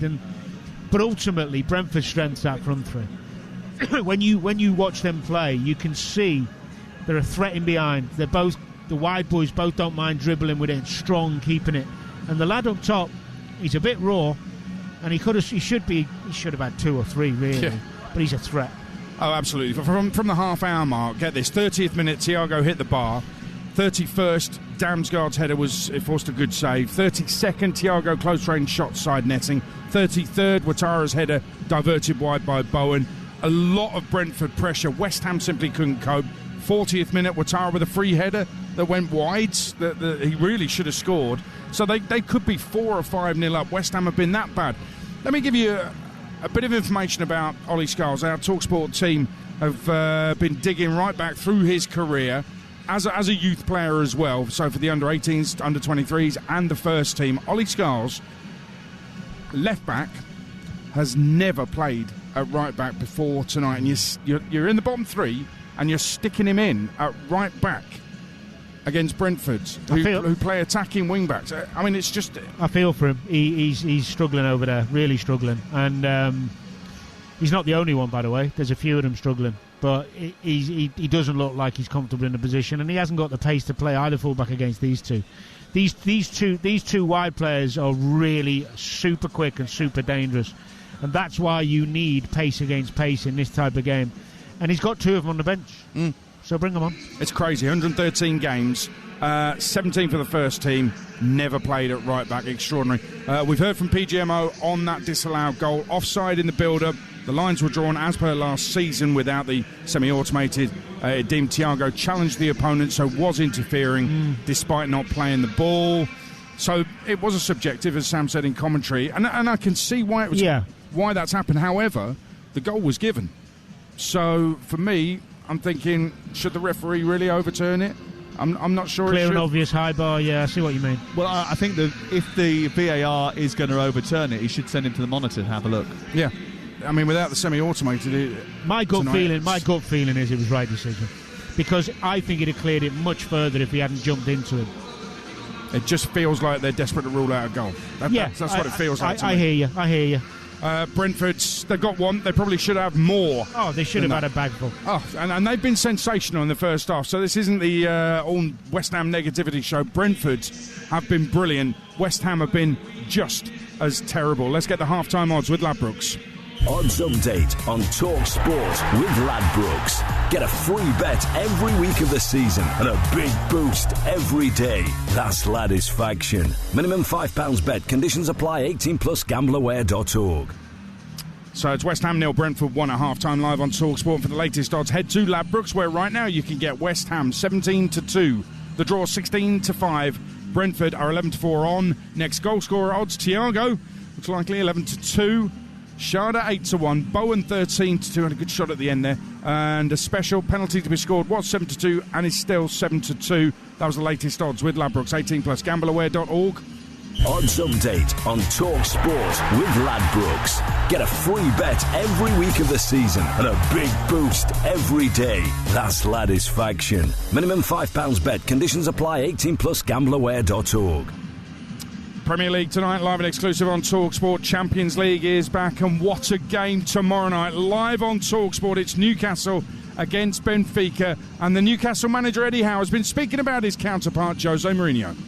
He's someone that I hugely admire, having come up against him before in the Premier League, and I think as a younger coach, really admired the teams that he built at Chelsea in particular. I thought definitely a visionary, someone that broke the mould really in terms of how you manage and different ways to do things. And then following his success through different clubs, different leagues, incredible really what he's achieved in his career. Yeah, he's got a few gongs, hasn't he, Jose Mourinho? He'll be at St James Park tomorrow night, and so will TalkSport. Newcastle against Benfica is on TalkSport, and on TalkSport 2 it's Villarreal against Man City. I'll bring you the show live from Arsenal, Atletico Madrid, and on Wednesday I'll be at Chelsea Ajax. Commentary on TalkSport of Frankfurt against Liverpool, and on TalkSport 2 Monaco against Tottenham. Champions League back on TalkSport tomorrow and on Wednesday as well here at the London Stadium. Just checking to see if Ian Abrahams has left early, like a lot of the West Ham fans seem to have done. They have boycotted, and those that have come to the game, they have already left. It feels like the players have left as well. They trail Brentford by 1-0. Will there be some life shown in the second half from the Hammers? It's coming up next on TalkSport. Kick off on TalkSport with Ladbrokes. 18 plus gambleaware.org. Kick off live on TalkSport with Sky Sports. Stream the biggest Premier League games flexibly with Now, like West Ham versus Brentford live today. Search Now Sports. 18 plus. Stream via internet. Terms apply. The football animal is alive. Kick-off live on TalkSport.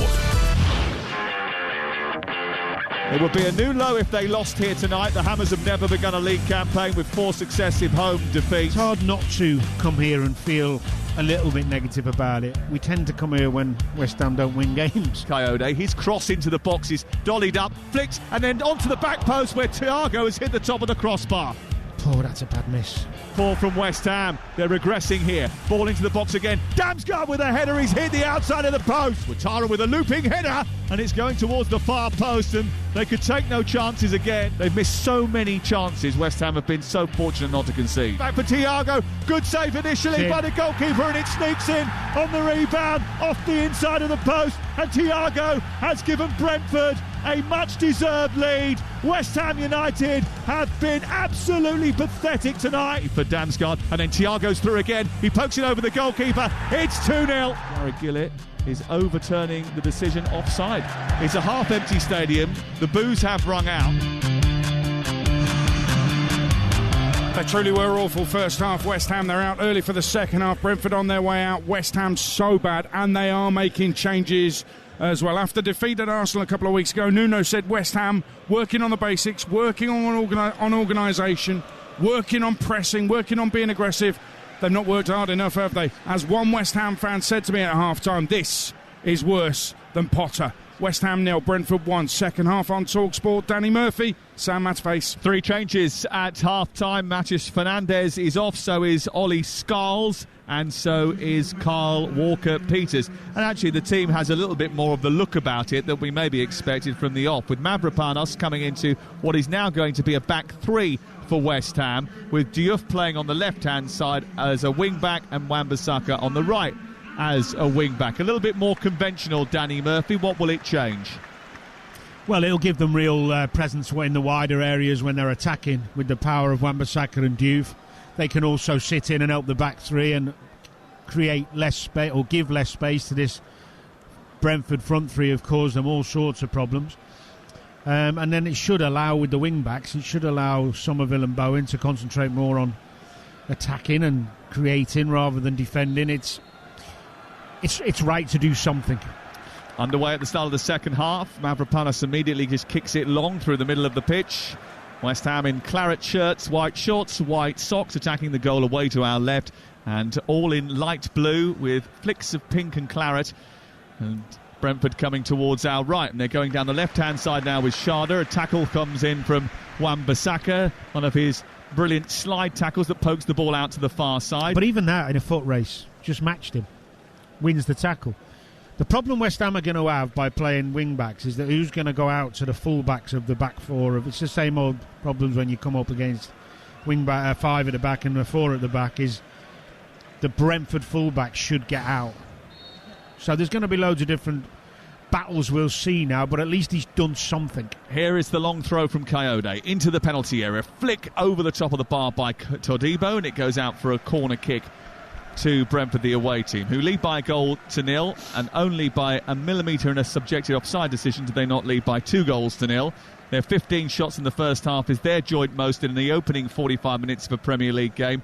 They also did it against Burnley in October 2023.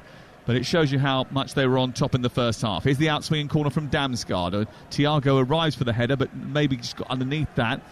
And he heads the ball out on the far side and away for a West Ham United throw. Brentford have won more Premier League games against West Ham than any other opponent. They've won 8 of the last 12 league meetings since October 1953. The ratio has slimmed up and gone the other way in the last few seasons after they won the first 5 Premier League meetings, but they're certainly on top in this one. What can the changes do for West Ham? Mavropanos, one of those, heads the ball down into the path of Todibo. Then Wan-Bissaka infield to Souček, and then back to Todibo once more. He clips it forward. The only issue I have with the changes, Danny, is that you still don't really have the focal point up top for West Ham United, someone for them to hit. Yeah, I'd have put Callum Wilson on and dropped Paquetá back into central midfield and taken off either Irvine or Souček, because what Paquetá does, he'll get the ball in tight spaces, he'll demand it off the back players and get you playing a bit more. He's better technically than the other two and more creative, and then it gives you the focal point of Wilson. But I think we'll see that in 10 or 15 minutes, I would imagine. Still eerie atmosphere at the London Stadium. A few of the seats have been refilled after half-time. There's people coming back into the game after the half-time break, but really and truly the attendance is very low, and they've lost the ball here, West Ham, and steaming forward is Ayer, who tries to unleash a shot from about 25 yards. It hits the defender, goes out towards the near side, and Diouf didn't keep it in. He let it go out, and he's given away a throw-in on this near touchline, which is always a disaster when you give away a throw-in to Michael Coyote. Good again from Ayer, though, wasn't it? Really proactive with his play when he gets the ball. He's just bursting forward, using that athleticism and confidence that he's got, even though he's playing in a position that we don't normally see him in. I know he's played there a couple of times before, but... Semi-automated outside technology is back in play now as the throw-in goes back into the box. It's headed away by the middle of the West Ham defence, comes back towards Ayer. It's left. He's in an offside position. The flag is up. Areola comes out, bowls it forward. And there was an opportunity to get it out to Bowen far side. They declined that opportunity. It's gone from Diouf to Somerville. He's scampering forward at pace, though. He's got Bowen to his right. He's still going. He's decided to shoot and wasted that breakaway, and he's ballooned the ball into the crowd away to our left-hand side once again. Doesn't really matter that he ballooned it. It was great, positive play from Somerville. Exactly what you want to see. Picking that ball up on the left where we know he's most comfortable. Moving inside the pitch, committing people. Really good. Don't mind that. Much better. Here is the clearance from inside the penalty area away to our left by Caoimhin Kelleher up to the halfway line. It's headed out of play on this near touch line. And it's away for a throw-in, which Coyote will take inside his own half this time. This is Talk Sport, Monday Night Football. Semi-automated offside technology went out because, I don't know if you've noticed, but your Roblox didn't work today, your Snapchat, your Zooms, calls were down. Some of our podcast technology was a bit befuddled earlier on. You're not on Snapchat, as well. are you? I'm not. I just saw that it was out. Oh, okay. And I know that some people still use it. Here is Wan-Bissaka over on the right-hand side. Those servers back up now, and semi-automated technology is back on. Here is Wan-Bissaka steaming forward, down the right, looking for Bowen. Bowen trying to get towards the edge of the penalty area. It's worked to Irvine, then back to Wan-Bissaka, who tries to cross the ball, and he sort of block-tackled as he attempted to do that as the challenge came in from Henderson. It went through the penalty area and out the other side, and it goes out for a throw-in to Brentford in the right full-back position. West Ham beat them here 18 months ago on a night that Jared Bowen won't forget. He scored a hat-trick, his only senior hat-trick. But boy, do they need something to just lift the mood around this place. It's the joint worst Premier League start to a season. Defeat today would make it the joint worst start to a campaign since 1932-33, which ended in the club's lowest ever finish in league football. That was 20th in the second tier and equal to the 88-89 season when they were relegated. Here is Sharda chesting the ball down for Brentford, the opponents for West Ham tonight. Into the penalty area he goes, and then just goes out the other side, guides it back to Ayer, who's confident with the ball at his feet once more. He sends it into Sharda, back to Jordan Henderson, into Damsgaard. Damsgaard tries to feed it in towards Ouattara. A little bit of a heavy touch from Ouattara, takes him too wide of the goalkeeper, who comes out and gathers up at his feet and manages to clear the ball away. 1-0 to Brentford. Irvine in the centre of midfield, just trying to keep things moving. And West Ham haven't really done too much to trouble Caoimhin Kelleher since making those changes. Haven't conceded as many chances as they did in the first half, but that was always going to be the case, I think. So many opportunities for Brentford in that first 45 minutes that it was always unlikely they were going to keep up the peppering of the West Ham goal. They deserve a greater lead than the one that they have on the scoreboard. They do. It's amazing how many times Henderson and Yarmouk end up winning balls that get knocked down from centre half, from either team. They're so good at it. Henderson wants an offside flag to go up against Paquetá. It hasn't happened, and West Ham continue to play with Irvine swinging the ball out to Wan-Bissaka far touchline. He's 15 yards inside opposition territory. Brings the ball down, gives it to Bowen. Bowen takes over midway inside opposition territory. Wan-Bissaka tries to keep them on the front foot. Takes it away from Ayer, then comes infield. Bowen's got it again. Somerville wants it. gets it centre field. Now Kilman joins the attack. He lifts the ball into the box. That's easy for Van den Berg to head away. Comes to Damsgaard. He holds on to it well. Spreads the play out to Schade, who skips away from Todibo and bounds into the West Ham half. It's still Schade trying to poke it through ambitiously to Thiago. He should have kept running. Instead, he tried to force it through to Igor Thiago, and it took a deflection off the retreating Kilman and back into the arms of Areola. Great counter from Brentford. Schade's pace is just phenomenal. And when he gets in the position of making a choice, he makes the wrong one, because if he'd have just delayed it a little bit longer, Damsgaard was coming round the left-hand side of him, who I don't think he saw, to be honest. That's a great chance, wasn't it? It was really well played by Brentford, a crafted attack which ended up with an opportunity for Schade.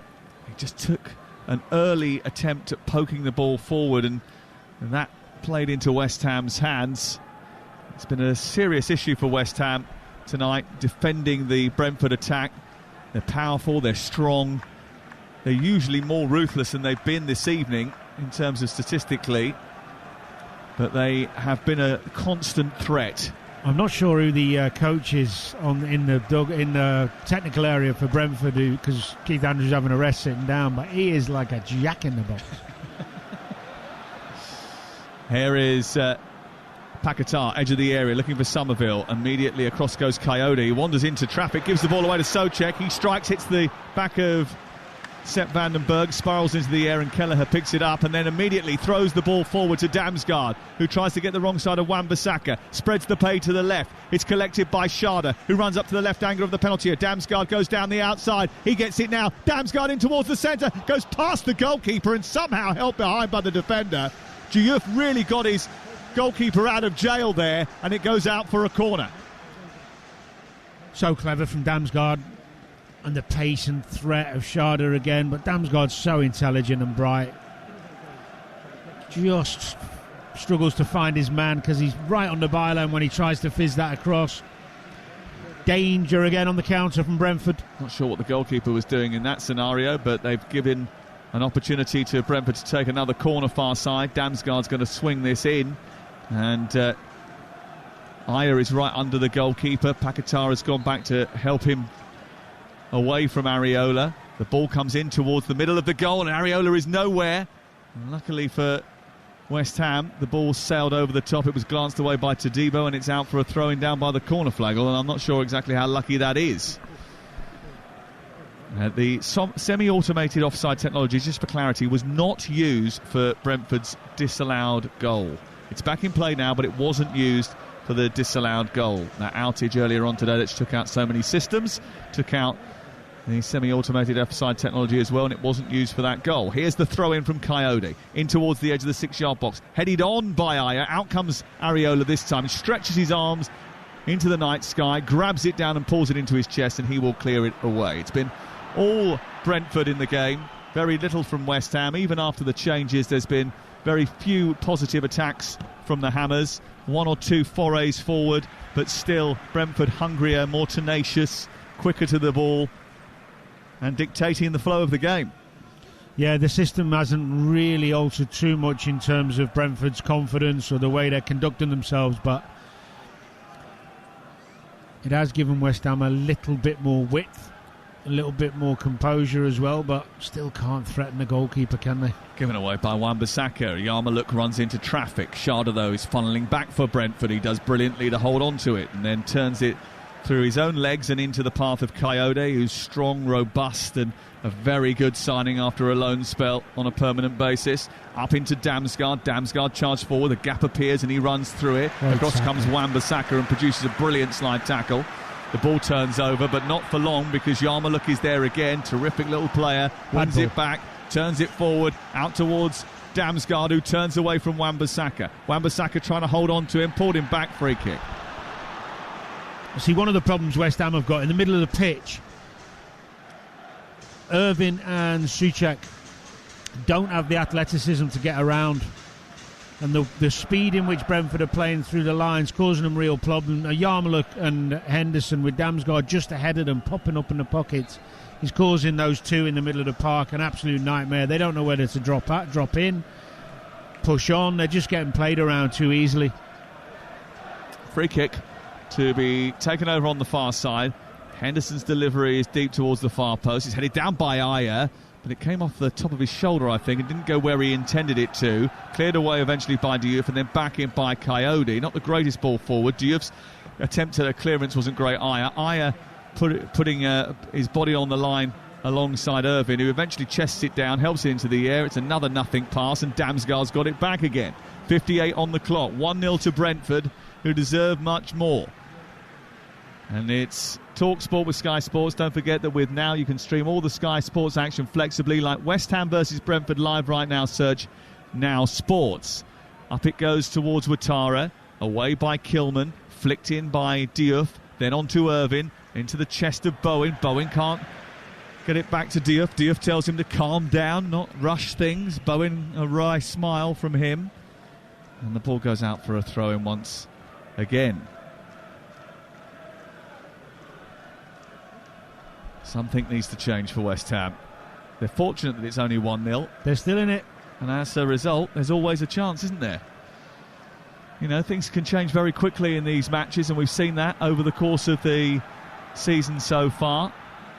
Going to be another change here. Callum Marshall about to come on for Andy Irvine, and that means a focal point. Marshall played for Northern Ireland in the international break, and anyone who saw those performances from Callum Marshall knows that he will give you 110%. He'll be rushing around, chasing every lost cause, making sure that he puts himself about a bit. He is a young forward who yet to score for West Ham.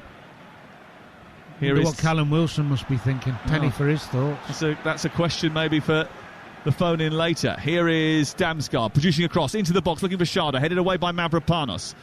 Back it goes by Sepp Vandenberg to Ayer, and then Damsgaard, who's having a good game, has it on the right-hand side, looking to take on Souček. Lovely little ball into Ayer, who flicks it on towards the far post. Diouf has to come in and nudge it behind and away for a corner.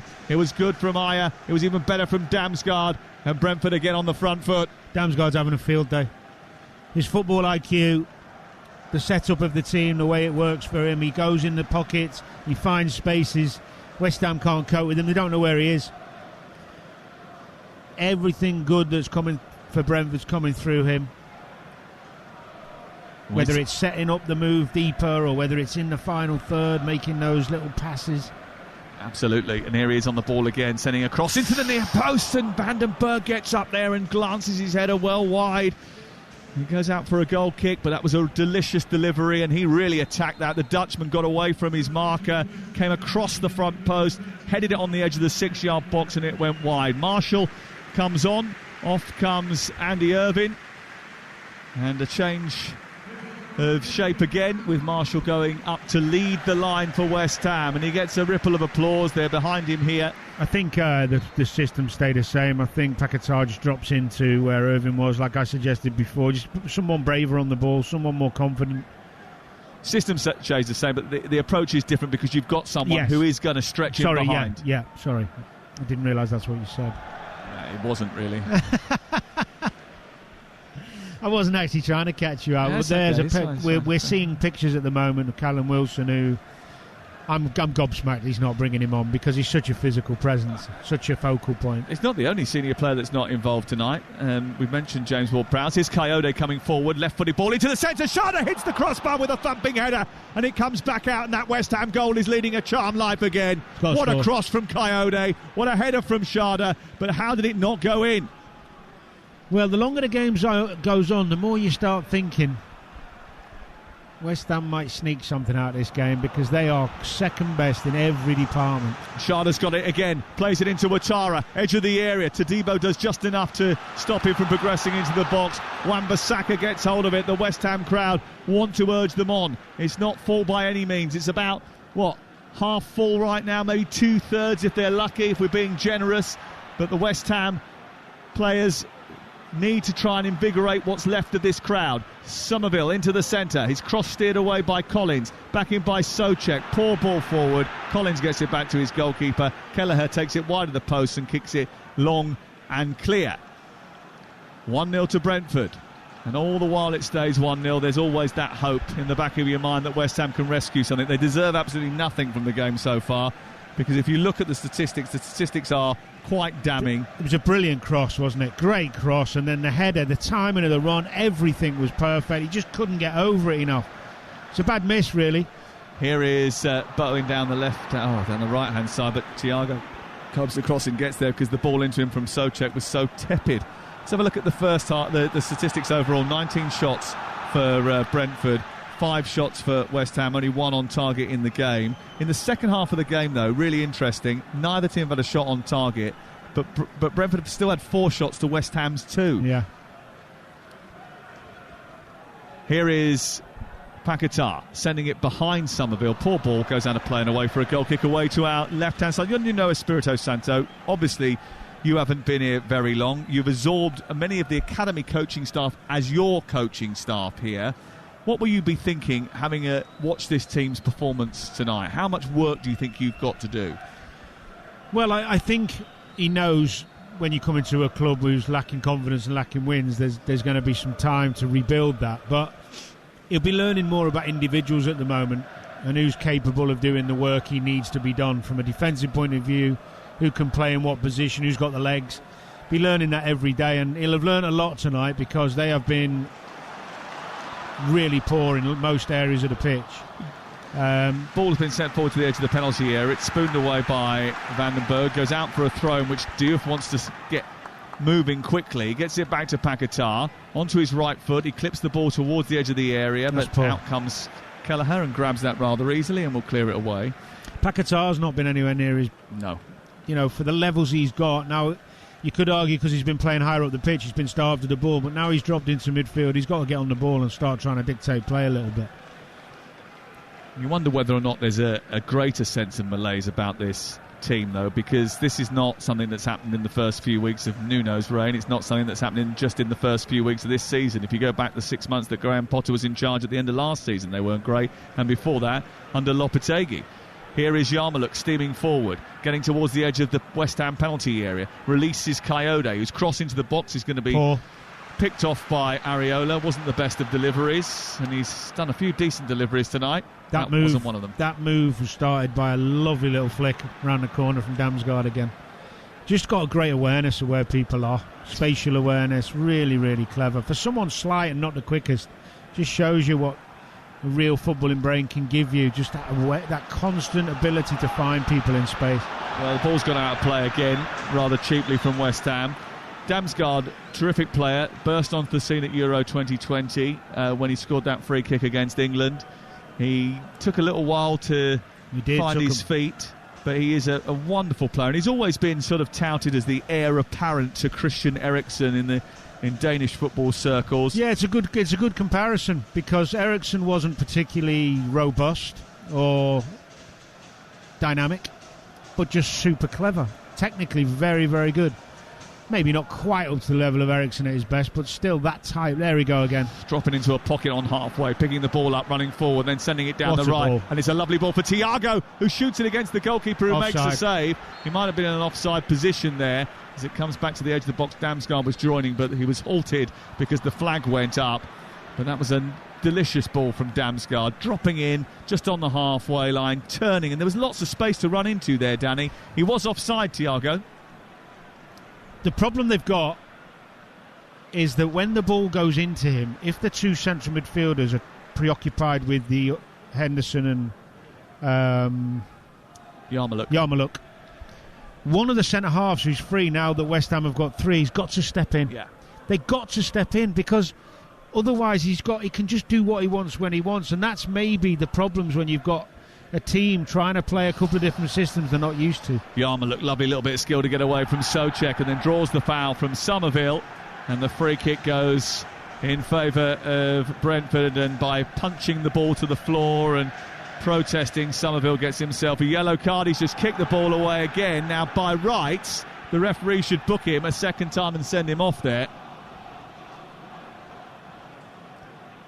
Andy Maddy's let him get away with one. See, I'm surprised with Kilman at the back there that he doesn't spot that. They've got one striker between the 3 of them. One of them's got to step in. You feel it in a game when someone's dictating. someone's always getting on the ball, always popping up, always making passes, running the game, and you think, how do we stop it? Someone has to try and do something out there on the pitch. Whether it's a central midfielder dropping back, whether it's a centre-half stepping in, but he is absolutely running the show. Tremendous performance from him. Henderson standing over the ball. Damsgaard is there as well. It's going to be Henderson's delivery towards the far post, headed by Igor Thiago. It drops on the edge of the 6-yard box. Kilman manages to hack it away. It's further away by Paquetá. Backheaders the ball out of the penalty area. It's still looping in the air, chested down by Thiago. He thrusts it forward for Brentford, but it's cleared away by West Ham. They can't get it to halfway. Yarmulke then holds on to it, gives it to Coyote, and Brentford will start once again. I mean, we don't want to see anyone sent off, but by the letter of the law, Somerville a little bit lucky. Yeah, but you're right. You don't want to see someone sent off for a little mad 30 seconds, do you? Nope. You will get people, though. I mean, if he ends up scoring the equaliser, it's probably going to come up. Just a bit. Brentford do have a tendency to drop points from winning positions. They've dropped 8 points already this season from winning positions, which is a bit of an issue, and they've dropped 32 points from winning positions since the start of last season. So it is in their wheelhouse. This is Kilman, deep inside their own territory, clipping it forward up to Diouf. Diouf takes it down and pushes it forward. Rodriguez about to come on for Souček in the next few moments. Here is Somerville. Somerville stretching and going down under pressure, winning a free kick in the left wing position. And it's a chance for West Ham to craft something from a set piece now. It's currently West Ham United 0, Brentford 1. The latest odds are available at Ladbrokes, where right now you can get West Ham to win the game 14-1, 7-2-1 for Brentford to complete the victory. The draw is 7-2. That's all thanks to Ladbrokes. It's 18+. BeGambleAware.org. Just over 20 minutes to go. Here is Rodriguez about to come into the fray. Somerville standing over this free kick, so is Paquetá. It'll be an outswinger if it's Paquetá, an inswinger if it's Somerville. Kilman up from the back, Souček in there as well. It's Somerville goes towards the edge of the 6-yard box and very close to Kelleher, and he grabs it, releases it, and they're off on the march again. And Sharda trying to get away from Todibo. Todibo did really well to fight back and stop him from getting on to the West Ham half of the field, because Igor Thiago had made a brilliant burst forward, and Sharda, if he'd released him, could have put West Ham in further trouble. Here's confirmation of that change. Souček for Guido Rodriguez. Todibo's actually done all right, considering there's a lot of people, well, West Ham supporters who are not that keen on him. I think he's done all right tonight. One of the few. Callum Wilson starting to undo his boots. I wonder if he thinks that maybe he's not going to get on tonight. I mean, the boos for a player coming on the pitch, I mean, how's that going to help him? Well, he hasn't been a very popular signing since he arrived last summer. You know, you're 1-0 down at home. You've got a new manager through the door. The lad's coming on, just... I don't know. Well, that's it, isn't it? That's 5 substitutions for West Ham United. So, no Callum Wilson tonight. Here is Somerville, edge of the penalty area, turning it on to Bowen. Bowen trying to do some damage, and the only thing he damages is one of the bars that sit behind the Sir Trevor Brooking stand away to our left-hand side. That was a poor effort from Jarrod Bowen by his high standards. It was, but the move was set up because Paquetá was getting on the ball in midfield and taking control of it and taking some touches and playing progressive passes. And then Somerville finds Bowen running away from him on his right, just bobbled up as he hit it, to be fair to him, looking at the replay, but better that from West Ham. 5 changes for West Ham United. Well, yet to have a change for the away side, who lead by a goal to 0. I wonder whether or not they'll mix it up in the next few moments. Certainly Keith Andrews just talking to his coaching staff now about the possibility. They don't want to entertain any sort of idea of a swing in momentum. Not that West Ham are rushing the ball forward here. Somerville into Diouf. Diouf tries to poke it down the touchline. Coyote is easily going to get hold of that. And then it goes back to Kelleher, who clips it towards halfway. Thiago in with a fight with Mavropanos, who wins the header. Nice. Down by Collins. Infield it goes to Henderson. Out wide to Damsgaard. Damsgaard out to Ouattara near touchline, tight to the chalk, about 15 yards inside West Ham territory. Brentford bossing possession, bossing everything really. They've looked a more accomplished side, a more refined side than West Ham, who have looked a little bit ragtag today. Yeah, they look, considering the places in the table are so close, they look miles apart on tonight's performance. Collins is a good player as well, isn't he? Very calm on the ball, just nice and experienced, knows when to get rid, knows when to take a touch. Ball over on the far side with Aya. Aya trying to hold off Wan-Bissaka, and was eventually pulled by Wan-Bissaka, and the referee gives the free kick in Brentford's favour. Brentford averaging just 39% possession so far this season in the Premier League, second only to Burnley. They've had 56.2% possession today, which is amazing. It'll be the first time they've had over 50% possession in a Premier League game this campaign.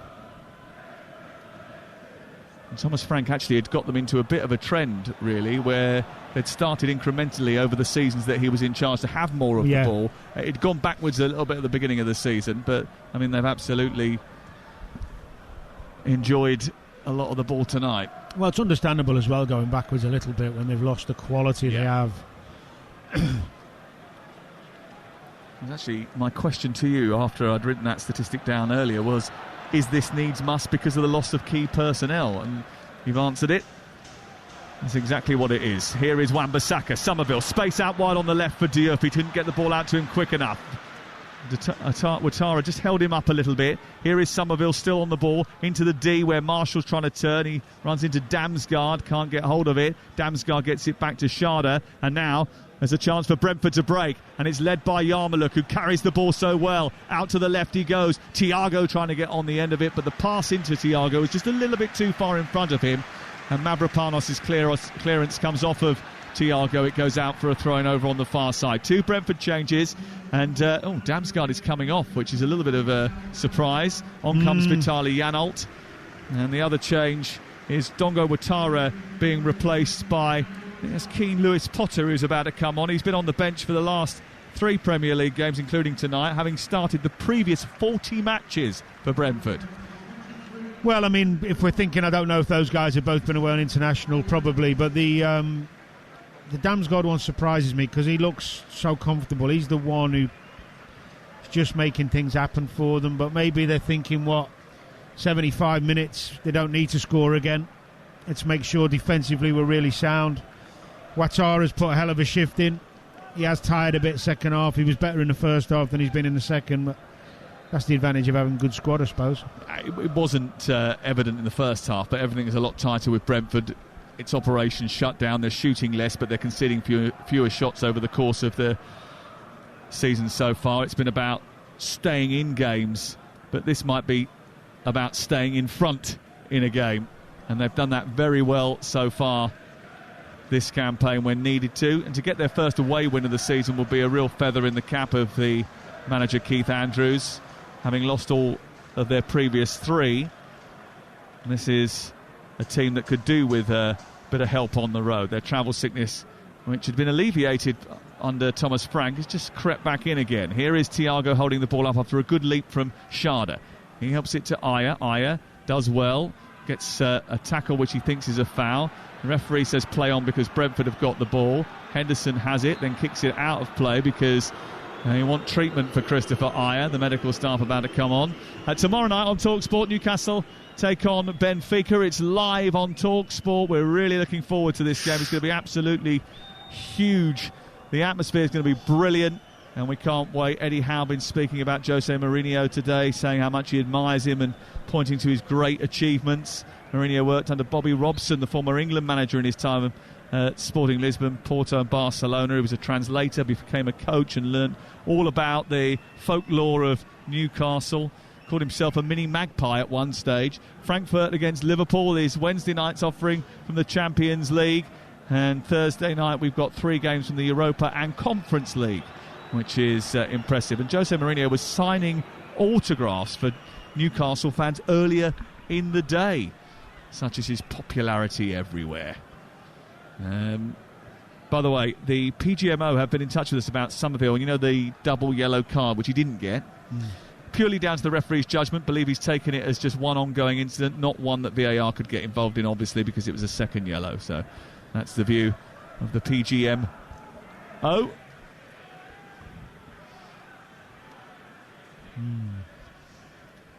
Crikey, we need to do something to up this atmosphere in this stadium, don't we? I mean, if this was your place of work, if this was your home ground, and you were the captain of this team, would you be getting into the owners and saying, look, I don't know what you got to do, but you got to do something because this ain't working? I don't think you ever get to a point, or I never did, where you start dictating to the owners what they should and shouldn't do. But I think you would be consulted, though. Yeah, but then you could have some opinions. I think playing in a stadium like this, you need to be a hell of a good side to get it going constantly, because of it's so far away from the pitch and so used to what these West Ham fans like and enjoy. And the players, because they're not the best squad or best team in the world, teams come here and it's easy, it's comfortable, the pitch is huge, there's not that intimidating atmosphere when you go to certain other places where you feel like the fans are on top of you more and you hear every word. It's so comfortable for the away teams. They always look really comfortable. Kayode back to Yarmulke. They're in the advanced right position here into Thiago. Thiago shoots at goal. It's parried by Areola. Comes back out to the edge of the area, and Brentford win the second ball once again. It's up to Yarmulke. Little flick. He's playing with confidence now. Kayode tries to play it down the side and return it to him. Diouf gets fouled from behind. It's an unnecessary challenge from Yarmulke, and it's a free kick in the left full-back position for West Ham United. 12 to go, 1-0 to Brentford. Well, the biggest problem Brentford have got right now is that for 79 minutes, maybe apart from the first 5, it's been too easy for them. Oh, yeah. And when that happens, sometimes you can switch off just for a minute. Set play, silly back pass, whatever. And the manager, I'm sure he'll be telling them, focus, concentrate. Because this would be a big evening. We talked about the pressure on West Ham and what they need, but it's also a big evening for Brentford and Keith Andrews. Absolutely massive for them. They've lost at Sunderland, they've lost at Forest, they've looked second best at Fulham. And games like that, losing them away from home, don't bode well for the rest of the season. But to come here and get 3 points, it makes it a very different start to the season. They go above Newcastle United into 13th position with a victory here tonight. That will be a welcome event. Henderson's been terrific, I've got to say, as well. He really has. Do you know what? He's settled in so seamlessly to Brentford. Well, it was a brilliant bit of business, because replacing Norgaard's no mean feat. He was so influential for this team. We saw Brentford a lot last season. Yeah. He captain, passer, good defensively, good leader. Henderson's come in and just taken that role. He's done it so well. And it's a nice little partnership he's forming with Yarmulke. Well, Yarmulke's got loads of legs as well, hasn't he? And he gets hold of the ball and he... Isn't that a phrase you use? He's got legs. Yeah, no, You're just trying to pick a fight. Just trying to trying to spice it up. Yeah, exactly. Trying to spice it up because nothing's happening and everyone else has gone home and we're probably the last 2 people left here. Well, I always feel it can't always work again. Oh, here we go. Here's a chance for Bowen to spin down the outside and try and drag West Ham back into this game. Across goes Iron, blocks the attempted cross, and he stumbles out of the pitch. It goes out for a throw, and actually came off Bowen last, according to the referee and the assistant on the far side. I think that might be Iron. If he's got cramp, he deserves to have cramp because he hasn't stopped. If it is him, we'll see now in the replay, I'm sure. He's down holding his feet. I was going to say, when you get down to the last 7-8 minutes of a game and you're losing, especially at home, I never understand why teams don't go man for man all over the pitch. Just go man for man everywhere. And if you lose it going the other way. Just looking at shots from outside the stadium, and there's lots of people leaving and heading towards the Tube. They've seen enough. And they might, if they stay, see an equalising goal, but they haven't really threatened much in the second half. I don't think they've had a shot on target in the second half. I can't think of one. It's been no shot on target in the second half for West Ham United, who are trying to get back into a game. Remember, they made 3 changes at half-time. They've made 5 changes in all now. Well, they've looked less vulnerable. They've looked less vulnerable. That's all you could really say. They've offered nothing going forward, apart from the odd bit from Bowen, maybe. and Somerville running at the defence, but they've made wrong choices when they've got into those positions. I'm amazed Callum Wilson hasn't come on. I know he can't now, but I mean previously. Yeah. I don't think you're the only one. There'll be West Ham fans ringing Jamie O'Hara tonight. 03717223444. Jason Cundy, the sports bar open for business from 10 o'clock tonight. The boys will take your calls, your voice notes on WhatsApp. 03717223344. You can WhatsApp that number, you can ring that number, you can voice note that number. They'll take everything. Sports bar open for business when we finish here. And we should finish in the next 8 or 9 minutes. There will be a delay. There was a lot of added time at the end of the first half.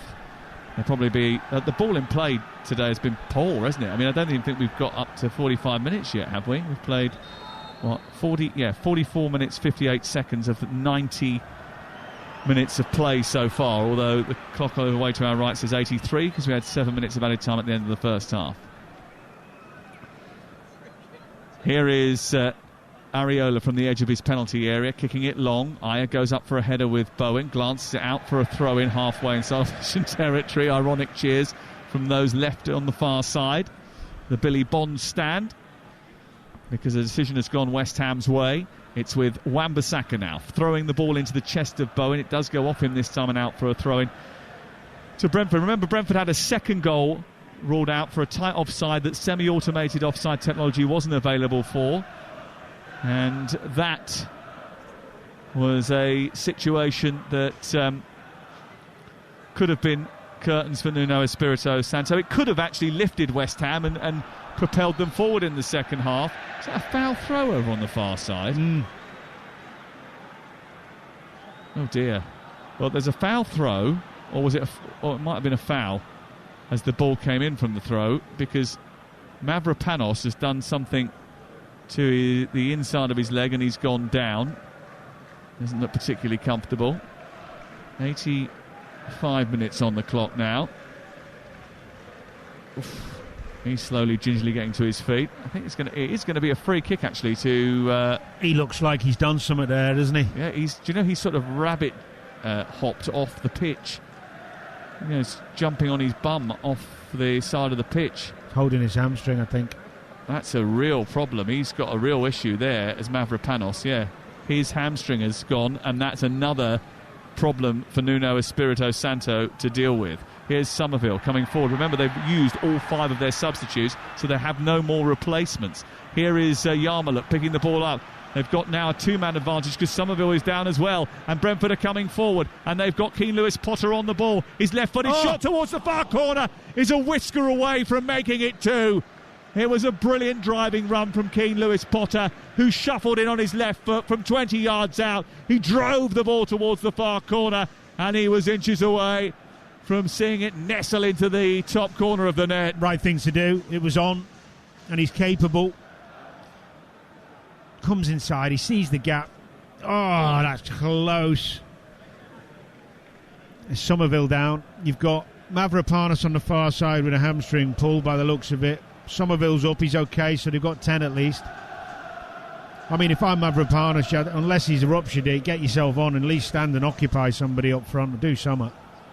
You're listening to West Ham, nil, Brentford 1 on TalkSport with Enterprise Rent-A-Car. Here for it, book at enterprise.co.uk.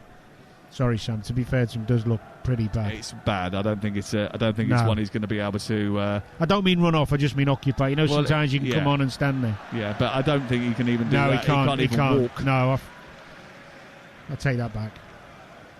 And he's being helped, nursed round the pitch. Free kick to Brentford inside the centre circle, and. Their second half performance has not been as attacking as their first, but they racked up so many chances in that first they could have been out of sight by half time. Managed the game well though. Excellently. Really well. Made substitutions at just the right time, I think, as well. Here is Henderson with the delivery from the centre circle into the box. It's headed down. It comes to Bowen. Aya's going to keep it alive inside the West Ham penalty area. Bowen comes across again and takes it forward. Tries to clear it. It's blocked by Collins over on the far left-hand side of the field. He bounces the ball off his knee and out for a goal kick away to our right-hand side. This is TalkSport. I mean, the thing is with this Brentford performance, there's an argument for 7 or 8 of them you could give man of the match to. That's how good it's been as a tour. I know they're playing against a poor West Ham side, but the levels for them, I mean, this is the bar now that they've set themselves. They had the United win, of course, where they were really pleased with that at home, but away from home, they've been poor, and this has really set a different level of expectancy from themselves and the manager. It's great for the team going forward because they can use this as a benchmark and really push on. They look really well structured tonight. They look well structured in the game against Manchester United just before the international break, which is live on TalkSport the week before the international break. And they were good against Manchester City in large parts as well, denied them lots of chances and only lost by a goal to nil. And they've come here tonight knowing that West Ham are in a bad place, and they have, for the large part of it, sort of eked West Ham or... that's a foul throw over on the far side. No, he's gone too far up the pitch. He's going to be sent back further down the touchline. But they've stopped West Ham from being able to do any real damage to them at all. They've denied them many chances at all. They haven't allowed too many shots on their goal. And they've created a lot, and they'll be a little bit disappointed not to have scored more goals. Mavropanos, by the way, has been picked up by a buggy over on the far side and driven back round on the claret carpet because he is that badly injured, so he's going to be out for quite some time. Here is Collins. And caught short there was Henderson, and Somerville was getting away. That's going to be a yellow card, and he had to take that yellow card because Somerville might have stolen in and had an opportunity to equalise for West Ham in the final minute and a half of the game.